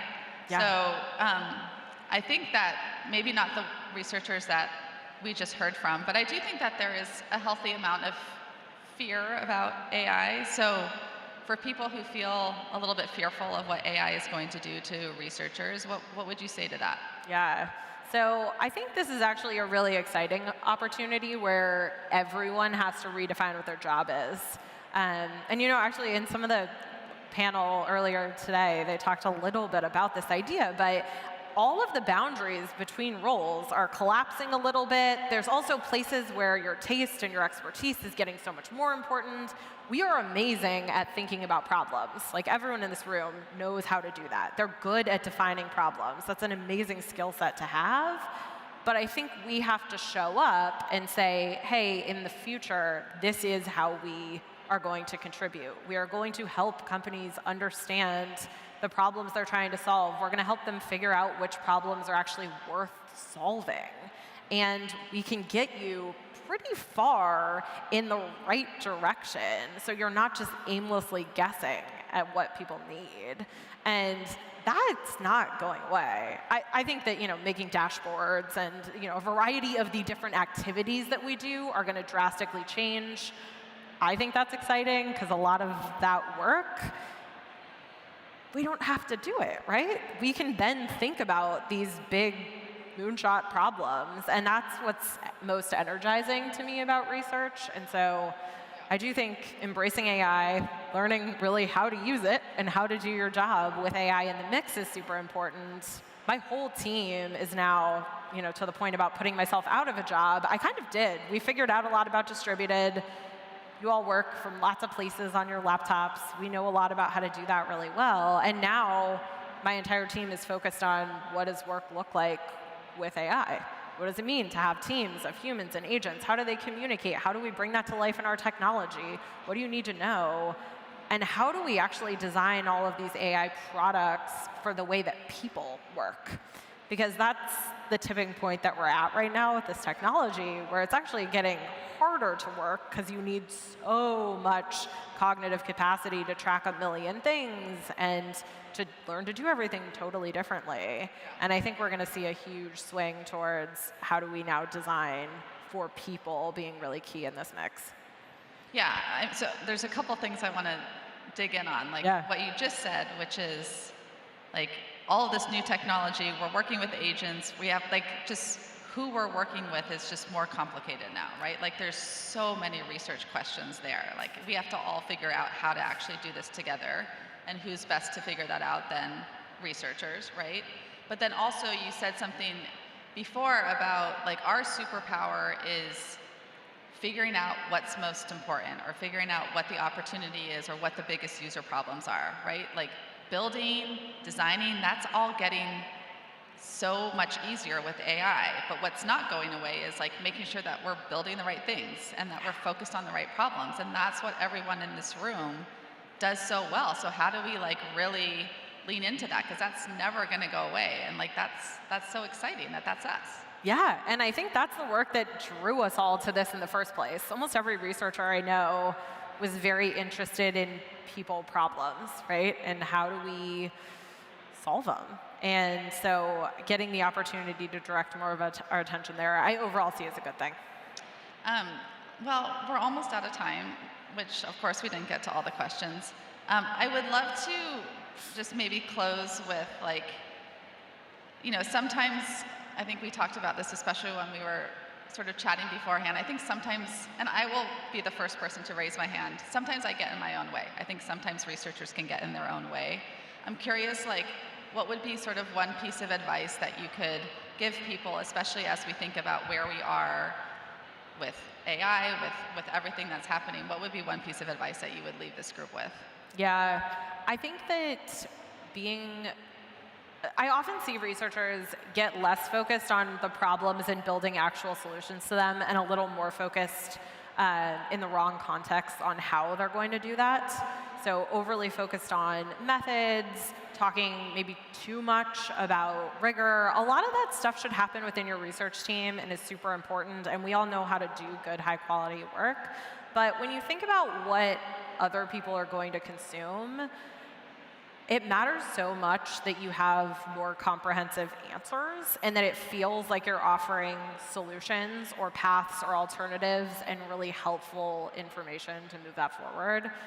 I tell all of my team before they start working on my team that they need to read the book Smart Brevity, and we joke about it a lot because I'm like, should be on their marketing team at this point because I'm sending this book to everyone that gets a new job. But you're trained for a long time in research and academia to like add more, add more, add more.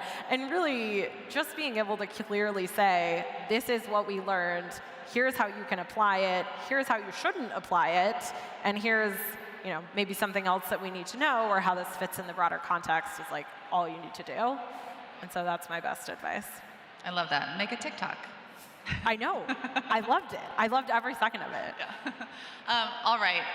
Thank you, Molly. Don't go anywhere because we have time for a couple questions.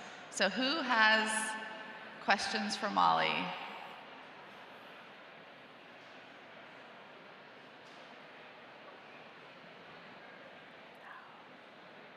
Don't be shy.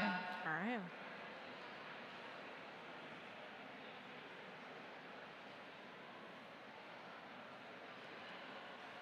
I think we have one in the front here.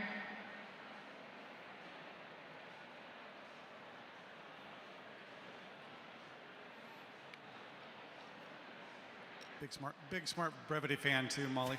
But how do you get researchers over the hump of all the backup, all the detail? Was the question that got asked earlier, right? Which is, there's so much insight. How do you get people mentally through the hoop of, I have to distill this down to such a short, impactful statement? Okay, so AI can actually help you immensely here in being able to distill things. I also love and expand, right? Like, you can write that detail down. The detail doesn't have to go nowhere, but it can't be the headline, and it doesn't need to be everywhere. And so I think it's really just about like spending the time to get it to be good and to get it to be concise and clear. But don't feel like you can't communicate that to anyone. Just pick your audience. That's great advice. Looks like we have one over there. Hi, Jordan. You mentioned briefly many roles are kind of collapsing in job definition into themselves with AI doing as much as it does. Where, from your perspective, would you, if anywhere, be protective of some of the space that we do have? Is there any space to guard from anyone else doing research through AI, or what kind of guardrails might you put in place for these these cross-functional stakeholders who are looking to use AI to do more research? Yeah, it's a really good question. So I think that I think it's more about actually creating the guardrails so that people can do good, high-quality work where they can. And I see AI as useful for that. One of the biggest problems I've always had is everyone feels like they can have a conversation. That is not research. Like, conversations are great, have them. Also, think about what you should learn from those conversations, and I think it's really important that researchers help other people understand when you should take something and trust it and when you shouldn't, and that not everyone is going to be good at that. Not everyone is going to be great at taking data and then turning it into the right types of insights. So helping them understand that more in an enabling way than like a protective kind of way, I think is good. But those are kind of the main places that I would focus. And then letting people have access to the information feels like something that's getting easier. Because I can't be there to like answer every question. My whole team can't be there in all the rooms to answer all the questions. So if there are ways to use AI to make it easier for people to say, okay, what do we already know? I think that's really, really high impact and will help expand the impact of the amazing work that you all do. I love thinking about AI as a way to scale you. That's a nice way to think about it. All right, we are at time. I'm sorry. We're going to go to a break. So we have a 20-minute break. Then make sure you come back because we have 2 more excellent speakers after the break. But let's do one more round of applause for Molly. Thank you, Molly.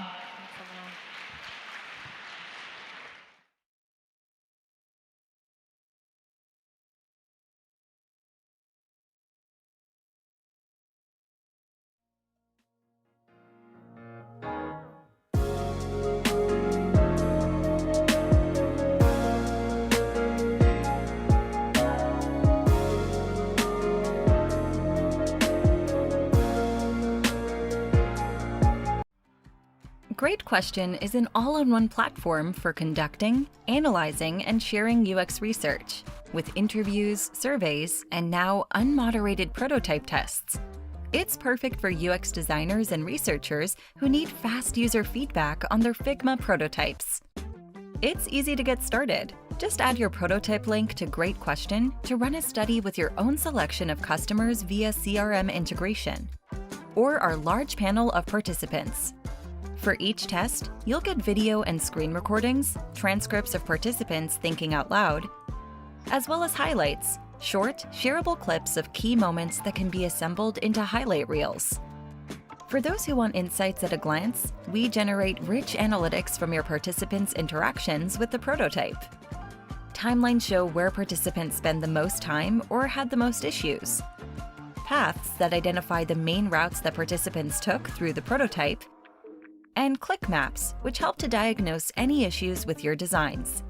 And putting this all together, our AI suggestions can help you figure out the next steps to improve your designs and your users' experiences. To find out more or book a demo, visit us at greatquestion.co. And today I'm so excited to announce our official platinum sponsor, Tarek. Take it away, Zach. Hi, Research Week. I'm Zach, the founder of Tarek. We're incredibly excited to be sponsoring Research Week in a big way this year and are appreciative of learners and the broader research community for welcoming us with open arms. When we started Tarek about a year ago, we spent dozens, if not hundreds of hours talking to researchers in different disciplines, different team sizes, and across the world. Regardless of budgets or what a team looked like, one thing remained consistent throughout all those conversations. People wanted higher quality participants to power the research that you all do.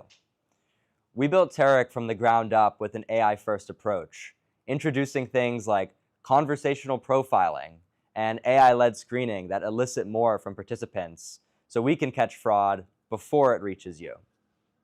I'm excited to meet everyone this week, and whether you're in person or virtual, I'd love to connect and learn more about the work that you're doing. Excited for this week, and go learners. See everyone soon.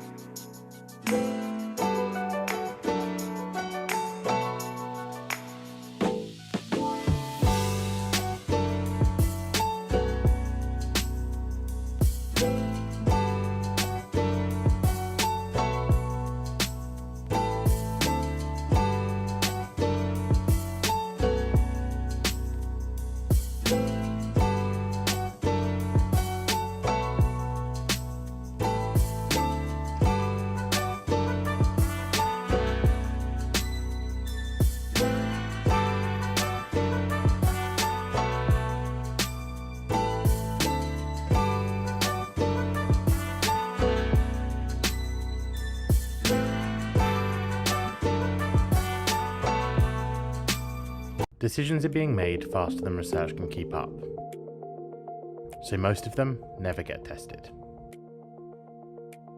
What if you could test more without slowing down? This is Seldon. Start by defining what you want to test and describe the problem that you're seeing. Pinpoint where it's happening in the journey and add your product or the flow that you want to test. Choose the personas you want to test with, and Seldon will run simulations and show you what's breaking and where. Test more ideas, explore edge cases, and go into research with confidence.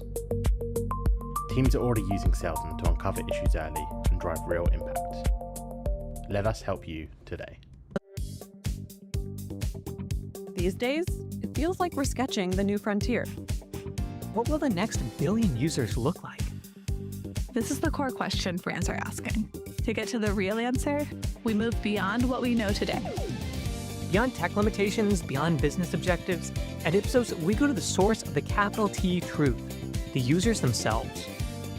We need to talk to real users about their real needs. We're a team of mixed methodologists who address the question from all angles. We meet you at any moment in the product lifecycle, from the first what if through final launch. We help our clients make the most of the whole process. But maybe you just need a brainstorming partner or prototyping partner to test a spark of an idea.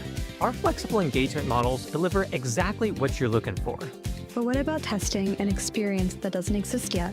Using rigorous and standardized approaches, or inventing entirely new ones, we help you build the unknown. We meet your users and customers on their own level, no matter the complexity. Our UXers have deep expertise in complex domains and audiences. Even the most technical or niche target, we can help find them, learn from them, and design for them. And we can do this anywhere, backed by ISO certification with colleagues in 90 markets. You get broad global insights without sacrificing deep local nuance. Let's explore and build this new frontier together. It sounds so simple to just listen to customers, but people forget. When you think about a product development cycle, it's really long. You know, most companies, it's like a 2-year menu and a process to put a new item on a menu. As our growth has really accelerated into new markets, we've really wanted to keep pace in terms of understanding how are these new customers similar or distinct from the core customer that we've known and loved for all of these years. And Listen has really been an unlock for that. I no longer have to rely on one cohort or one type of customer to speak for our entire customer base. I can get those ideas and those insights from customers on the East Coast, the West Coast, all at once. Is we actually didn't cut our research budget. What we did is we're just doing 10 times more and being able to move much quicker. We want to create an iconic generational brand, and it starts with deeply understanding our customers.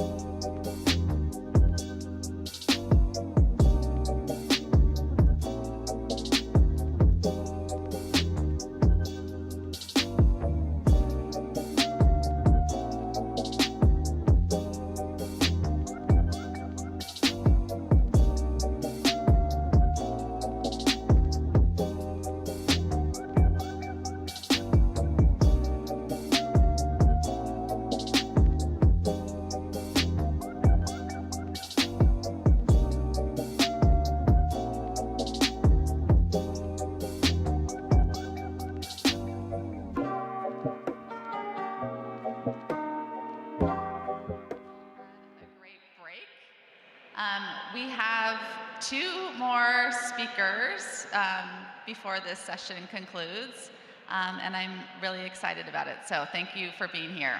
So next, I'm going to introduce Eliza Kasoy. Eliza was most recently at Character AI and has since become a founder, which we're definitely going to hear a little bit more about later. When I first connected to her, I really loved her perspective on Moonshot research, going beyond the research and really pushing the boundaries to think towards execution. As we think about AI and the role that it is playing or can play, researchers now have the power to build solutions, not just recommend them. I'm so excited for you all to learn from Eliza, so please join me in welcoming her to the stage. There she is. Hello. Guys, come to the stage. Okay, cool. Hi, I'm Eliza. Thank you all for being here. Hopefully people come trickle down. Super excited to chat with you all today. So let's get started. When they told me I was getting a Britney mic, I was like, I need a Britney-inspired title. So it's called Oops, I Built It Again. And my talk is really about how I want to empower everyone as a researcher to kind of dive into the AI era and start building and become the most valuable people at their companies. So here we go. So I really think the future of UXR is building with AI tools. It's really enabled me to start building again, and I'm excited to kind of walk you through what's been my journey personally as I've been building and creating, and how I left my job a week and a half ago and left a stable career to build my own startup. So let's get into it. Okay, so I'm Eliza. I'm a UXR as a career. I did a PhD at Berkeley and the founder of a new company that I'm going to tell you about. So first I'll do some credentials maxing. So after college, I spent many years at a lab at MIT, in the lab of Josh Tenenbaum, doing computational cognitive science. Then I embarked on a journey, moved to the West Coast, Best Coast, to study at Berkeley, where I then burdened my PhD advisor for 6.5 years doing a PhD. I was working with Alison Gopnik in the also a cognitive science lab, working on youth and AI interactions. And during that time, I snuck in some internships at Google. I worked in the empathy lab. I was at Google DeepMind, and I launched my first startup, which was these robotic dolls that would teach girls how to code, which kind of failed. And then I moved to Character AI, and that's where I left a week and a half ago. So I want to kind of go through what you probably are all familiar with, which is the researcher loop, which is, as UXRs, we find the problem, we write the deck, we hand it off, and then someone else gets to build it. And I think what's really cool about the AI era that we're in now, yay, more people are coming. Okay, this is good. Okay. Then someone else gets to build it essentially. And I think what's really exciting about right now is that with AI, you can be the one that is like prototyping and building, and all the thoughts that you have can be manifested in this physical way, which is really cool. Yeah, basically what now there's all these AI prototyping tools, and that really allows us to now become the builders, which I think is really exciting. And I hope to encourage you all to kind of lean in to the AI, feel the AI, so to speak, and kind of become the most valuable people at your companies, or maybe even also be insane and leave your companies and start companies. So who here thinks that, or is worried about AI taking their job or replacing them at work? If your manager's here, it's okay. You don't have to put your hand up. But I was personally really, really worried about this, especially all the time I spent on a PhD, you know? Like, I was genuinely concerned about this. And I think if you're coming from a not-so-technical background, it's really scary. And also, as an Easter egg in my talk, all the visuals were generated using AI, and you'll see how terrible they are. I didn't correct them. And you'll see, like, no, we really still need humans. But yeah, so I really want to, like, promote this notion of not being afraid of AI replacing you, but AI being something that augments you to just become, like, super valuable and move faster and build more and become more creative. And I don't want us to be afraid.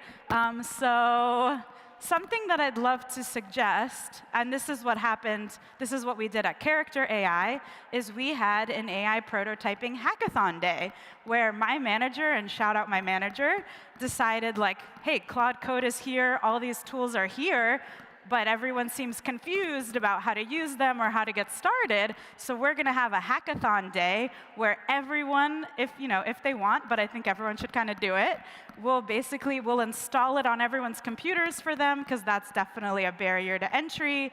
And then we'll all build little projects. And also something cool at Character was we had personal monthly AI budget spend, which I think is really cool too. So you can ask your companies or your managers. So I think if everyone could definitely go home today and, like, ask their manager, can we please have a hackathon day, and demand really good prizes or maybe custom swag, really lean in, and take a day as a company. So if you're a manager or you're an IC, take the day to learn, figure out these tools. And if you're building as a group with your coworkers, I think it makes it a little easier, and really make sure everyone can get started. Obviously, by the time we installed it on everyone's computer, like, hours went by, but it was so worth it, and it was so valuable. So this is definitely a recommendation that I have. But so my personal journey with this was, I was very freaked out by Claude Code, but then once we had the hackathon, I kind of became addicted to Claude Code, and addicted, like, you link it to your GitHub, and then you get the green squares, and it's just this, like, a thrilling process, because for me, for the first time, as someone that had all these ideas over the years, I could just type words, and they would manifest visually, and it was insane. And now at work, I can say, like, oh, the user said this, and I built out the feature, and here's what it looks like, and you can pass that to engineering or whoever, and it's just this, like, awesome way to free yourself in this way. So that was really what happened for me. Basically, I just became kind of possessed by Claude Code. And then I launched my startup and was able to secure VC funding, and I quit my job a week and a half ago, which was maybe insane, because in retrospect, I had a really good job. Yeah, thank you. Yeah, tell my parents that. I had a really good job. Like, I had a salary, I had a great manager, Character super legit, I was remote, we had benefits, we had all this DoorDash benefits. So it was actually really, really hard to leave. But I really was just, I don't know, possessed by this problem that I was working on. So I want to tell you about my startup, which is called NPC. If you don't get it, you're probably too old to use my app, but it's OK. I'm building an AI just for teenagers. NPC is slang for non-playable character. It's like a background character in a video game. So I want teens to not feel like NPCs. And really, I built this because over the years, during my PhD and then work at Character and at Google, it just became very clear to me that AI is just not being built with teens in mind. A lot of companies are building AI, but they're kind of models for adults, and then they slap guardrails on them, and that's like the teen models, and I don't think that's what teens want necessarily. And I think there's so many design principles we could use thinking about them and having them in mind. So I'm structuring it as a public benefit corporation as well, similar to Anthropic, if you guys are familiar with benefit structures of corporations. But basically, the goal of NPC is that it's a fun, developmentally aligned AI platform built specifically for teenagers, and it's designed to encourage more critical thinking, creativity, curiosity, real-time growth with less addictive engagement. We have touch grass breaks, different moods, different personas. It's not yet launched, and I haven't announced it publicly, so keep it on the down low, even though there's a lot of you here and it's being live streamed, but I will announce it publicly soon and be hiring, so stay on the lookout. But yeah, I just really, through Claude Code, was able to take like a decade of my ideas and build out a prototype enough to secure venture capital funding and really be able to pursue my dream and leave my great job behind. And I think there's a lot of learnings, there's a lot of good things coming out of all these platforms and how teams are using AI. And I really believe, for me, it was like, we know they're using the technology. Why don't I take the time to build it super intentionally and keep it safer for them using principles from my journey in research? But back to researchers. So I think research, like UXRs, we have all these superpowers. Like, we're the closest to the user needs. I mean, we literally know everything, and I wish sometimes the companies would listen to us more, because we see all the emerging behaviors, we're fluent in what's going on, we're the closest to the customer. So I think that combining that with prototyping skills will really empower you to be like the most listened to at your company. I think once I started using Claude Code at Character and building out my own feature ideas, it was definitely easier for people to understand what I was saying. This definitely works better if you work somewhere that builds an app, but I think it's definitely a good skill. So why now? I think the next wave of AI companies won't be built by the people who can just code the loudest, which has definitely been traditionally the path. Now I think it'll be built by the people closest to the problem, which is like everyone in this room, which I think is super cool. So you have to think about the fact that, yeah, it used to be like you need an eng, and you need to know VCs, and you need to know all this stuff, but now you can really just sit down on your laptop with all your ideas and build it. And I think that's really freeing and empowering, and hopefully will encourage you to lean into the AI. And I think it gives us a seat at the table in which researchers were traditionally left out of. So I'm really excited by this. That's what I was saying. I think now you can be not just the researcher, but the prototyper and the builder, and you can build things on the side. And now I'm going to talk about my stack. So this is also, you can see AI generated the visuals and all the words are crazy, which is another reason why we will always need humans. But I think I'd love to just walk through the tools I'm using, how I'm using them, and how I learn them. So this can be like super practical and like a take-home homework assignment for all of you. Because when someone says like, oh, I Claude coded it, like there's a lot that kind of goes into it. And it's important that you know some of the key terminology. So I'm going to run through what some of these mean, and hopefully it'll be useful. And you can think about what tools you want to use as you go home today, and also hopefully get coding with AI. So first, you're going to want something that's like an alternative to a terminal. Terminal is terrifying. I don't know if anyone's ever opened their terminal. It's super scary. And there's all these great, cute terminal alternatives. I use Ghosty. And again, this is just my stack. Like, you don't need to commit to this, but it's a good way to get started. So you can just try these. So I use Ghosty, and it pairs with your Claude Code, and then you can make it cute colors. And that's kind of how I execute all the code, so I don't have to just use the terminal, which is scary. Then I use Claude Code. Again, you can use anything. Like, you can use OpenAI. There's so many, and I'll go through alternatives on the next slide. But I use Claude Code. It's kind of like an AI pair programmer. I just type words in, and then it makes the code, essentially. Then, if you're going to deploy an app, you're going to want something that takes it from just being on your computer to the cloud. So I use Railway. And these are tools that you're going to have to start paying for monthly. So this is why you're going to want your company to give you those monthly AI credits, because this kind of add up. So I use Railway, which deploys my app, and then anyone can use it. I can link it to a URL. I can buy a domain, and then deploy it, and anyone can use it. And lastly, you're going to need a database to store all the information for the users in your app if you have users. So you're going to want something. I use Postgres, and that links to my Railway. And again, so these are just ideas for things. So the ones in yellow are the ones I'm using, but the ones in right are alternatives. So definitely take a picture of this. And the more you start playing with these tools, the more you can become like an aggressive developer that's like, I use Vercel or I use Railway and have all these opinions. I just kind of started with these, and this is where I landed. But there's so many options, and I think you can kind of play and get creative and see what works for you. There's different benefits to different ones. I also want to make a plug for OpenClaw.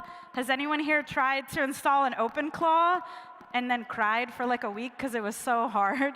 Okay, yeah, I actually posted a video of me installing my OpenClaw, and then everyone texted me and was like, take it down. People think you're stupid, Eliza. So it's really complicated. So I just want to say, like, all these things are complicated. And I will give ideas for how I think you can get started. But really want to just, OpenClaw is a way to basically deploy AI agents. And it was started by this awesome guy named Pete. And it's open source and very cool. I highly recommend checking them out, trying to deploy it. And then basically you can have AI agents that you're chatting with in like WhatsApp or Terminal. And I'll have some video suggestions for how to get good at that. But these are all the things that I think like you should try to get comfortable with if you're going to try to build in this space. Okay, I don't know about you, but I actually cannot learn from just reading words. I know I did a PhD, but I think it's very hard. Maybe I'm like too millennial or zillennial, but I learn best from videos. I learn everything on YouTube, and especially with these concepts, I think it's pretty complicated. Sometimes, like for me, it's great when a funny YouTuber who's really knowledgeable and spent hours preparing this lesson plan, essentially, walks me through and says, like, you need to do this, and then there's a video, and then there's clips and a screenshot. So after I put a lot of time on YouTube, these are my favorite technical YouTubers. Not sponsored, take a picture. I'm gonna walk through why I like all of them, but these guys are the best. You can literally type in like, how do I install OpenClaw with that YouTuber, and there's a tutorial. How do I get into vibe coding? How do I use Railway? These people have taken the time to teach you, and they're incredible, and they all use different tools, but starting with Tech Unicorn, she's hilarious. She's kind of Bay Area based. She used to work at Google, and now she just makes really intricate, beautiful walkthrough tutorials, and she's very funny, and she's very smart, so that works best for me, someone that's like less aggressive. I really love Lovable. Lovable is a tool that's super easy to get started with prototyping apps. And then once you get good at Lovable, I think you'll move on to different tools, but that's like the best way to get started. Like your kids could use Lovable today and build out an app, and they have great tutorials online. Andre Karpathy is like a computer science god. I don't know if you guys are familiar with him, but just like a brilliant genius, one of the founders of OpenAI, who now just makes YouTube videos because he can. He's super technical, but he explains everything very intricately. I love his videos. Maddie, she went to MIT, she works at Airbnb, also incredible. The bottom row as well, just great like technical people. Daisy is just, that's not her page, but she's a researcher who works on the Claude Code team. Definitely worth just looking up her videos because she is super fluent, but can really teach you a lot. I really love her work. And then Theo at the bottom corner, very opinionated developer, so worth watching his videos. He's got a lot of hot takes, but I learned so much from watching all his videos. I highly recommend it. Again, so just type in like vibe coding, OpenClaw setup with any of these guys, and I think you could really learn a lot. And then I just wanted to give some suggestions of if you're in the Bay, this is places that I go personally to learn stuff. I know I can't really learn stuff by myself. Like if I'm alone, trying to just even do the YouTube tutorial, I crash out pretty hard. So I love like in person and like the shame of other people watching me have to learn. So I highly recommend, these are some spots that I go to in the Bay. One is called Frontier Tower. They literally have like 12 OpenClaw tutorial events every single day. I forget where in the Bay it is, but it's in San Francisco somewhere. I'm a little geographically challenged. But they have free events or like $50 to learn OpenClaw. Again, not sponsored or anything, but I go to a lot of events there. They have hackathons, highly recommend. I haven't been to House of AI, but I heard really good things about it. I don't know if anyone's been there. And then AGI House, again, like free hackathons. They bring in amazing researchers. Highly recommend you check out all these events. There's so many things going on in the Bay, and if you want to learn, like these are great. Highly, highly recommend. Yeah, maybe even ask like a neighbor sitting next to you today to do some of these tools together and check out some of these events. And there's always free food at all these events and swag, so it's kind of like this, where it's just really great. You're like, how are they even doing this? But anyway, yeah, these are my recommendations. And then, yeah, that's the end of my talk. Please follow me on Twitter so you can follow the launch of my startup. And thank you for your time and being here today. Thank you. Thank you, Eliza. Yay. Okay, we have some time for questions. If you have a question, the mic runner will find you. There you go, right in the front. Or no, sorry, you're next. Hi, thank you so much for sharing your stack. That's really helpful.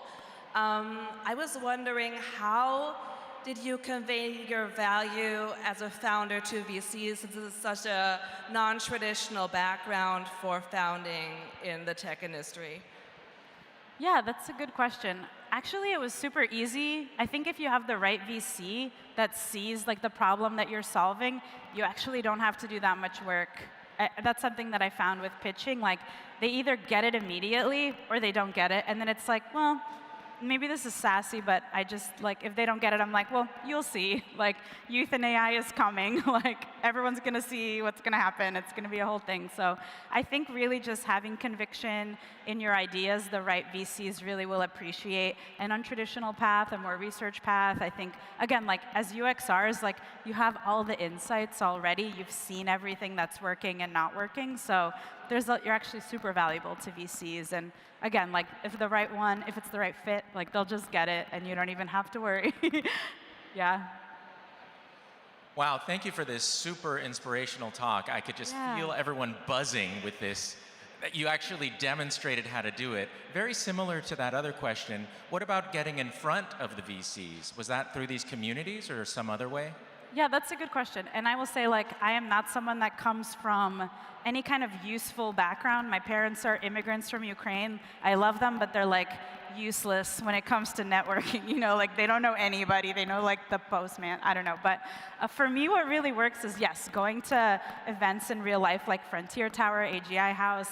Also, you know, I was a student at Berkeley. We had a lot of VC events through that as well. So leaning into like a college that you went to could be super useful, or literally just sitting on Luma in the Bay. If you live in the Bay, there is a million events happening all the time. It's so easy to find the VCs at these events.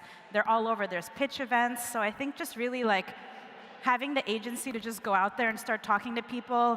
I think Nicole or someone earlier mentioned like the radical ego death. That's so important. Like, just go out there, start pitching. Yes, you're going to embarrass yourself. People are going to think you're whatever, but you know, it's just like get out there and just start pitching, because the more you're doing it, eventually something will work out. At least that's what I believe. So yeah, scraping Luma.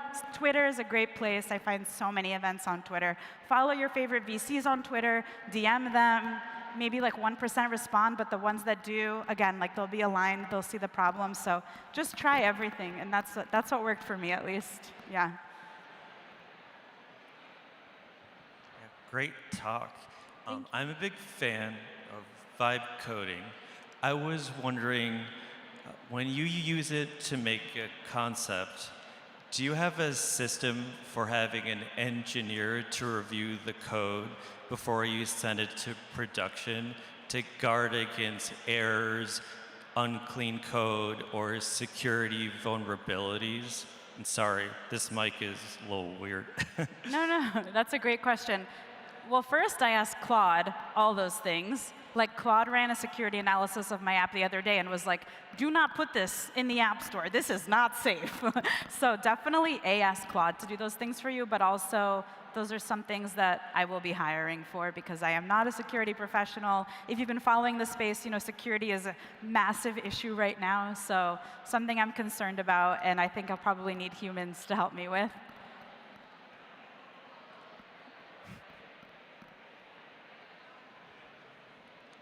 There's one over here. Hi. What was the straw that broke the camel's back for quitting and knowing you needed VC funding to build this, as opposed to just building as a side hustle? Yeah, that's a good question, because it really did hit me. I will say, for me, it just, so for example, Anthropic, which is the most aligned AI model, or perceived to be, right? They don't legally serve minors. Character AI, no longer able to legally serve minors. There's just such a hole in this space that I think everyone knows is a problem, but not, like, I hear people complaining about it, criticizing it, policy, et cetera, but no one's building. And to me, it just became like I was just always fighting with people and arguing with people to the point where I was like, I guess I have to just build this. And that's just kind of what happened. And then the money came and the opportunities came. So I think like if you have really high conviction of a problem and you do spend a lot of time thinking about it and gathering data over time, then it'll just like, I feel like I like gave birth to it. I can't explain it. And then you will hit a breaking point at work. You'll have kind of a mental breakdown probably, and then you will get VC funding, and then that can be your journey too. But yeah, it's probably different for everybody. But for me, I'm very like fiscally conservative, growing up without a lot of money. So for me, I really needed like a plan and the money to be in place before I could quit my job. I know people that leave and then raise, they're like more confident than me. I don't have that confidence, but yeah, I think there's different journeys for everyone. Yeah. Hi, thanks a lot for the talk. It was really motivating. My question is, like, your case is really shown that it became so easy to deliver software, and I wonder how it's gonna change the overall industry and like tech industry market. Sorry, what's the question? Sorry. I wonder how this trend that it's gonna, it is much easier to deliver software, how it's gonna change the overall tech market. Oh, yeah, I mean, I think it's exciting. I think it's gonna empower all the people that were like left out, that couldn't build and weren't programmers, to build and start companies. That's the trend I'm seeing. That's what I'm hearing VCs tell me, where their funds are shifting as well. I think it's gonna be an empowering thing for people that can like, yeah, learn the skills and like adapt with AI. I think it's going to be super empowering. That's my prediction. Of course, we're going to still need people to build the things and make sure they're safe, et cetera, but I think the ideas are now going to come from everybody. And even looking at like a Lovable, there's like kids making millions of dollars building apps using Lovable. That is real. So I think it's like AI. There's pros and cons, of course, but I really am looking towards the pros, and I'm excited for people to be like empowered with the technology. Yeah. Awesome. Yay. Let's do one more round of applause for Eliza. Thank you so much. Follow me on Twitter.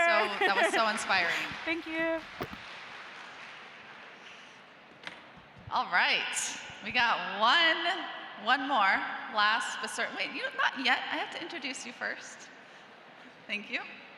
Okay. Brian Elliott, I really wanted there to be a stakeholder. We've heard from a lot of researchers, but I really wanted to have the perspective of a stakeholder to sort of round out the day. So Brian Elliott is a future of work strategist and best-selling author, among many other things. He has played the role of CEO, co-founder, GM, product leader, founder of a think tank, board member. The list goes on. I'm sure there's other things. As you all know, research does not happen in a vacuum, right? At our core, at least at my core, I am a collaborator.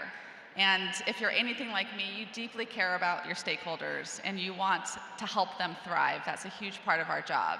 And so please join me in welcoming Brian to the stage. Now I can come up. I brought my notes.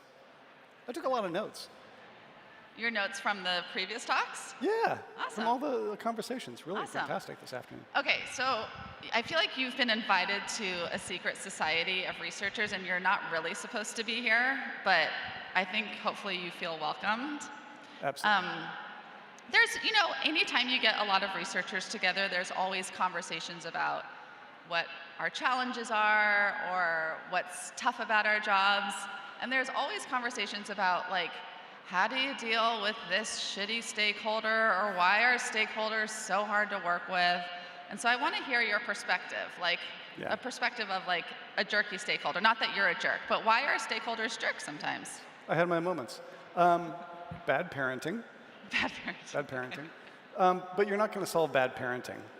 Usually, I do think it comes down to a couple of things. One is put yourself in the shoes of the stakeholder and try to see if you can understand what their challenges are and what their problems are. Like, I'm doing a lot of work now, you and I are talking about this, in the space of AI and workforce adoption and what's going on. I actually get frustrated with CEOs who are often voicing this as AI as a worker replacement type of tool. But if you look at the research, 70-some-odd% of CEOs are afraid of losing their job in the next 2 years if they don't make progress with AI. So they've got this weight on them. That weight gets translated down the organization, right? And so whoever you're dealing with as a stakeholder is probably time compressed, under pressure to deliver results that are almost impossible with fewer resources, just like you are.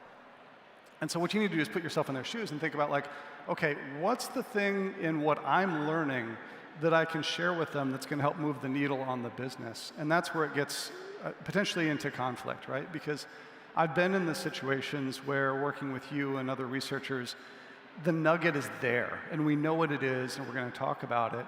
But I've also been in the situation where the researcher comes and presents 10 minutes of methodology.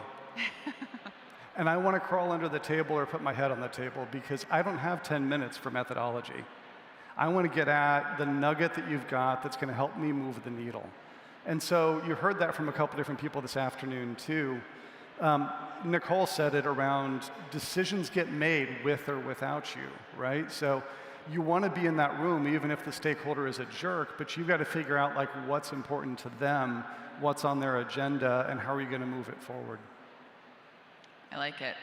I think if you go into the relationship with the assumption that your stakeholder is a jerk, you're never going to get past it, right? Yeah. And so taking the time to understand the context of what they're struggling with, what their goals are, what it is that's on their plate will help you do a better job as a researcher. Yeah, and also build allies, right?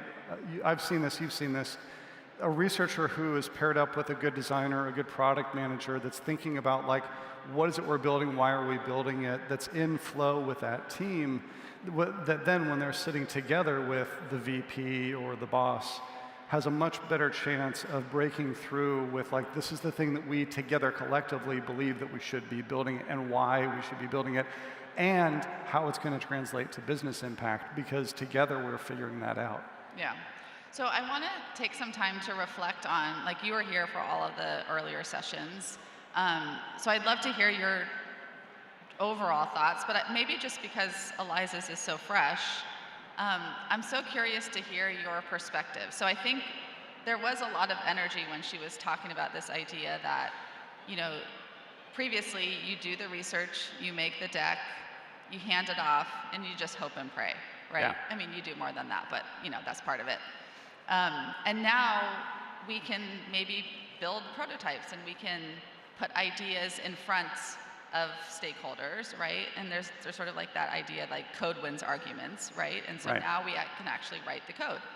How do you feel about that? Like, does that feel threatening at all to you as a stakeholder, or what is your reaction to that idea? No, because what I see it as is, what's the opportunity for to get closer to the customer, to get closer to the customer's needs and their problems and their challenges.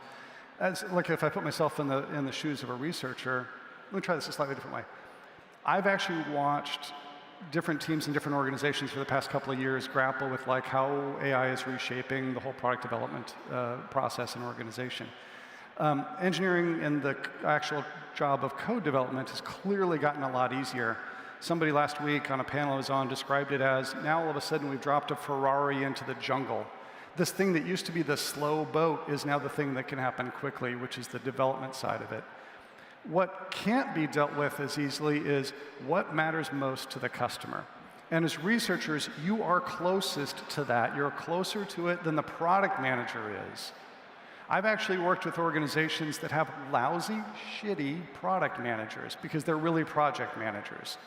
They don't have the understanding of the customer sitting at the core. They do not decide what is the problem we're trying to solve. They're simply keeping track of where we are on a project.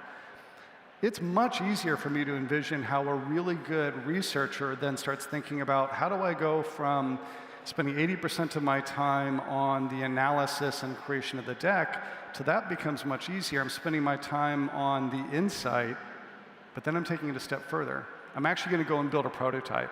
I'm not only going to tell you what I've heard and what I've learned from the customer about what their problem is, I'm going to give you the beginnings of a solution.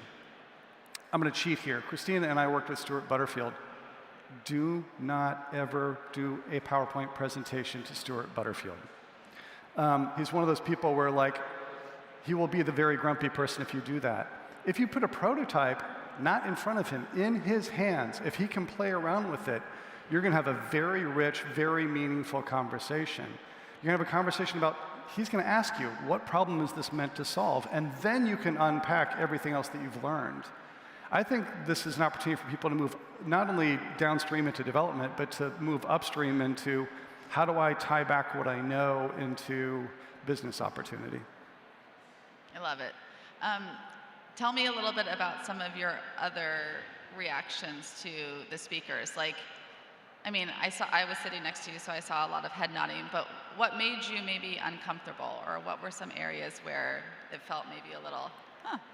Look, I was really glad that I knew what NPC was, closer to 60 than I'd care to admit. I'm not in TikTok that much, I'll admit it, but I actually thought Lauren's talk about memory and impact was really important. And I do think that's one of the places where Molly said, let's not get precious. It's too easy with all of our work to get precious about it, right? What Lauren was describing is something that I think is really hard for all of us to do, which is to say, look, I've done all this work. There is nuance in it that is important that I want to get across. That impatient boss doesn't care about the nuance, I'm sorry. What they need from you instead is, give me the 30-second version of that. What's the deepest insight that you've got on something that then gives you permission to give them the 3-minute version of it, that then gets them asking questions, then you're getting the 30-minute version of it, right? But if you can't distill down your insight to that first 30 seconds, you're going to have a hell of a time selling it.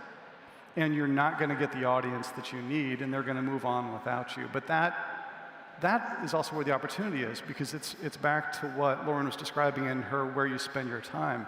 That 20% that used to be socialization can become 60% or 80%. And it's not about socialization on its own. It's about, how do I refine and figure out what my pitch is? What's the most important nugget sitting in this? We did this with Future Forum. One of the things that I loved about it, and Eliza's sitting here too, our first research report out got attention because we looked through it and figured out, like, the most insightful thing that we had in the summer of 2020 was something that people weren't talking about. It was the fact that when we all moved into work from home, belonging with your team dropped on average, but it dropped for white workers. It did not drop, matter of fact, it went up for Black, Hispanic, and Asian office workers. It went up because they didn't feel like they were in a majority white environment all the time. We went from an insight that nobody was talking about, that some people were uncomfortable talking about, to working with researchers that could tell a story about why that was true, at finding a professor at Stanford who would give us the evidence of why this was true for him. That insight alone is actually what got our people's attention against the research. It's what opened up a bunch of eyes to it. One single element out of a 100 and some odd page long PowerPoint that was the first point in a longer conversation. We could then start unpacking, why are gender differences the way they are? Because it's not just that women are caregivers, it's that women are coming into environments where they may be harassed. It was then the insight that time matters more than place, right? It was our ability, we then earned the right to unpack further and further because we were willing to put stuff out that was notable, that had a story, that had practical insights behind it. And that's, I think, where the power sits. Yeah, so this is bringing back a lot of memories. When Brian is referring to this Future Forum work that we did together, we would do a survey, and it would result in, like, no joke, 100 pages, like a 100-page deck. Yeah. And as a researcher, there's just so much good stuff in there. Like, it's the most fascinating. Everything is fascinating. But we were always pushed. We wanted this to be we wanted the press to care about this. We wanted the media to pay attention, and they could only pay attention to 5 things. Yeah. So we had to take the 100-page presentation deck and nail it down or narrow it down to 5 things. And it hurts so much to leave all of the other stuff on the cutting room floor, but like you said, those 5 things got the attention, and then they wanted more, and then they wanted more. Yeah. But I think as a researcher, I think a lot of people probably in this room struggle with that a lot. But it sounds like from the stakeholder perspective, that's just the door in, or that's just the, I don't know what my sayings are, but like, that's just like the first step.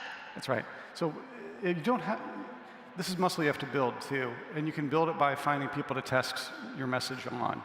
I'm a writer these days. I write too much. I came home Saturday morning from a run, and my wife had read my latest Substack, and she goes, it's a bit like Lord of the Rings. I'm like, oh God, this is not good. She goes, yeah, just when I think it's done, it goes on for another piece. And then I think it's done, and it goes on for another piece. I'm like, so it could have been like a 2-parter? She goes, no, maybe 3 or 4.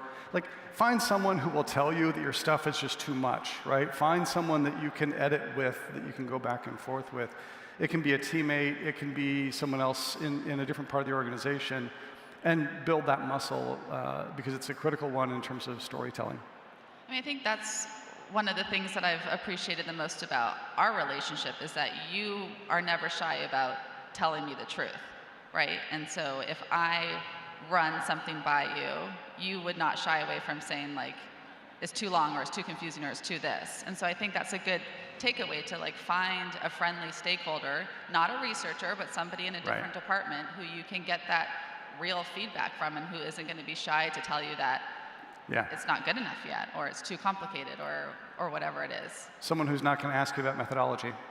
Yes, that was a clear piece of feedback. So let's talk about the best researchers that you've ever worked with. Like, give us some really great examples of some of those bright spots. Like, what do they look like? What are the attributes either of a great researcher or a great research report? Talk to us about that. I still will forever remember knowledge management is a hot spaghetti mess. Mike Massimi? Yeah, Massimi. We were trying to figure out at Slack as an organization, how does knowledge management really work? And this is a story that I still tell to this day because it's most every company I'm talking with is grappling with this when it comes to AI, like what's our repository of knowledge management and how do we automate without it? And the answer in knowledge management historically has been, you don't solve it, you find the person who will help you solve it. I have a question, I'm looking for the answer to X. I'm probably not going to filter through 5 billion documents. I'm probably going to find, though, the person who knows the answer because they can find the canonical document. And so that research report, literally the title of it sticks in my head because it reminds me of the mess that it is. I can then connect it back with the insight, and the insight at that point in time was, you're trying to solve the wrong problem. You're trying to clean up someone else's messy, crappy, lousy data, when instead what you should be doing is looking for the signals of who are the people that talk about that subject the most and link the person to the person. And all of a sudden it's like, God, we've been solving this problem the wrong way. We've got a user problem, we're taking the wrong path. That piece of research gave us the insight to shift the thinking about how to do it. That's the kind of stuff that makes a real big difference, where you have that aha moment that makes a difference. And also, I think that report was kind of fun. Yeah. Right? Like it was fun to look through it. Like the visuals were fun. Like there was just a lot of delight. Like back to what Lauren was talking about. Like no one says that reports are too much fun. Yes. I've never.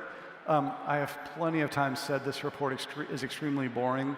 I read academic research papers. Oh my God.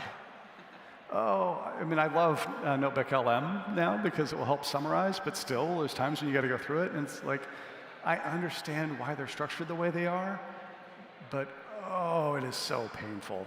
And so the ability, you can't do that to someone who's not an academic. Academics do that to each other. It's part of the process. Your job is to tell a story and to link it back to business value. So telling a story, what was your reaction to like the creative methods that Lauren shared, like TikTok, for example? Do you use TikTok? Would you watch TikToks for research? I would, see, here's the weird part. I'm a reader more than a video watcher. Know your audience. That's the other part too, right? So from a stakeholder, executive, whatever else perspective, understand if someone's more likely to read, watch, or want to talk something through, right? I will actually read a 5-page report. I won't read a 50-page report. We used to do this also at Slack, where we tried to turn everything into a 2-pager, right? Like at the beginning of a meeting, read through the content, and then go back heads up and let's have the conversation about what it is that we're trying to accomplish. But you have to know what that audience looks like. The other trick is another one that Lauren got at, which is put the insights into the work itself. Put it into where the work is happening. You can put it into there in terms of like what she's describing in Figma. You can put it literally into the workspace. You can put it into the virtual tools that people are using. More ways that you've got to surface it, the better. And therefore, that means that you need the written version, you need the 2-minute TikTok version, and you need the visual version of it for somebody to flip through, because you're going to have different members of your audience that will consume it in different ways. Yeah, I loved the idea about putting it in Figma. Like that was just so smart, and just meeting people where they are in the flow of work, like just brilliant. So I think a lot of what we've heard today, you know, Lauren coming up with creative methods, Nicole building her AI team, Eliza, you know, just building the thing. Like I think they've all sort of demonstrated, and then, sorry, Molly just, you know, building an incredible team and sort of tackling the problems that we haven't even seen yet, right? I think that those are all examples of researchers have, in my opinion, way more agency than sometimes we think. And I think that can sometimes hold us back when we're kind of waiting for things to change or waiting for the right stakeholder to pay attention to us. I do believe that we have more agency. Like, what is your response to that? I loved the "why not us," the more positive version of what Molly was saying, which is, and I've actually heard this from other executives too over the past 6 months, especially since the advent of Claude Code and Claude Cowork. What they really value is the person in the team they didn't expect to do it, who takes the agency to just go ahead and say, here, I've got a draft of the solution, right? There's nothing at this point holding you back from taking the time to actually give it a shot and push things forward into a realm where you might be slightly uncomfortable. You don't have to do it in front of the grumpy stakeholder first. Again, do it to that person that's adjacent to you that feels like a safe place to test it. But you can actually start building into spaces that aren't your domain with the tools that are available. The second thing that really resonated with me out of the Molly conversation too was it's practical. How do I think about this not just being, you know, the research itself, but what do we do with it? We would do that with the Future Forum stuff because we would pair up the research insights with a third-party company with a case study, right? I'm staring at Eliza because she did a lot of the work here. But you would literally sit there and say, look, if schedule flexibility is an issue, let's go find some people who've actually found ways to do it, and let's pair up the insight with practical, tactile, how do you do this? And that's for like managerial behavioral norms. You can do it in products, you can do it in services. And so sometimes that move forward into practical implementation is, yes, I'm going to build a user interface for you. Sometimes it's move it forward in terms of like, here's, given that insight, how I think we should operate differently. And so you all are very thoughtful people. Take the time that you get back out of the tools from being mired in the analysis to think about not just the so what, but what next. Yeah, it brings it to life a little bit, right? Like I can remember many conversations, I'm thinking of tomorrow, where I would share an insight with her and she'd be like, okay, great, what do we do about it? Like, what's the next step? I'm like, oh, like I should be thinking about that. I should be coming prepared with, and here's my point of view of what we should do next. Exactly. And by the way, the more you do that, the more seat at the table you have. Yeah. You can push your way into the room with acts like that also. Yeah. We're out of time, but I want to ask you one more question before we open it up to see if anyone else has questions. Can you just leave us with like one piece of advice that you wish researchers would take as a stakeholder? And like just the best piece of advice, like groundbreaking.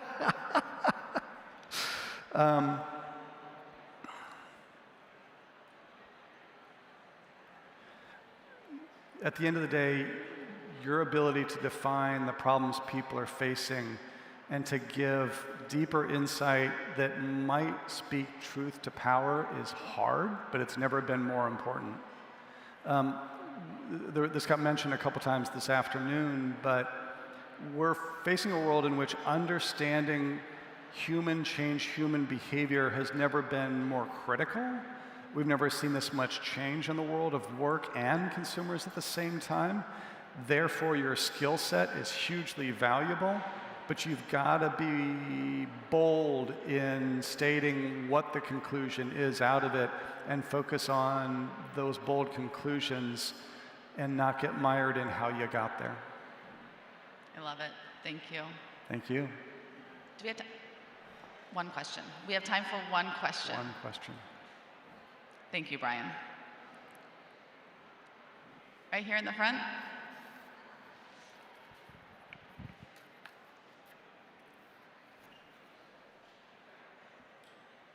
Thank you so much. I really loved your kind of framework of starting with the 30-second insight, which then can catalyze a 3-minute deeper dive and then a 30-minute deeper dive. I will never get used to this echo on this mic, by the way. Okay, so one thing I was curious about, besides brevity, besides knowing your audience, is there any secret sauce in your experience that needs to be sprinkled on that 30-second insight to unlock the deeper dives? Oh man, I wish there was. I think the more that 30 seconds can pair a single insight with an action.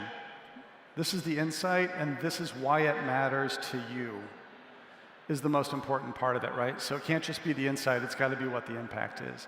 And by the way, we can't hear each other either. It's like lip reading up here, so thank you. All right, that was a great question to end this. Thank you, Brian, for being here. Thank you all for joining Moonshot Research. I'm passing it off to Alec, who's going to close us out. Thank you. Give it up for Christina. Thanks. Okay, thank you so much. This concludes 3 incredible days of content. Thank you so much for coming, and I hope we get to see you back next year. We're about to tear down now. You don't have to go home, but you can't stay here. Thank you again. I'll see you next year for Research Week back in San Francisco. Closing time. Na, na, na, na, na, na, na. See you later, everyone.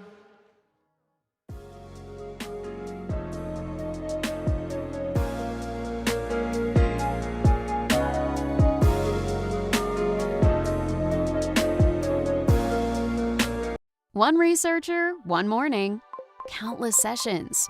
No problem. With Eureka, capture key moments in a single click. Notes write themselves. You stay focused on listening. And when a participant goes quiet, AI moderation steps in with the right follow-up, turning a dead-end answer into your most valuable quote. Headlines break every transcript into scannable moments, so you get the shape of a session in the time it takes to finish your coffee.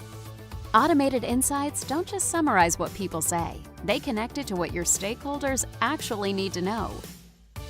You set the goals, Look Back does the rest. Looking for a moment you remember but can't place? Discover lets you search across every session at once. Themes, patterns, exact quotes in seconds. And with MCP integration, you can do all of this from the LLM tools you already use every day. Less grunt work, more research. Look Back. Clarity before the second cup. User interviews is the fastest and easiest way to recruit participants for research. We're known for fast matching, a high-quality audience, and a simple workflow that researchers love.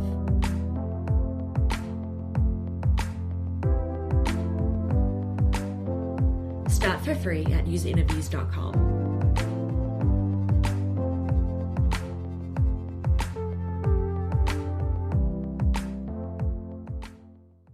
Modern research is delivering more data than ever, but raw data alone does not provide a clear picture. Numbers alone get questioned. Stories alone get dismissed. For stakeholders to take action, they need both. AI-moderated interviews promise depth at speed, and they deliver.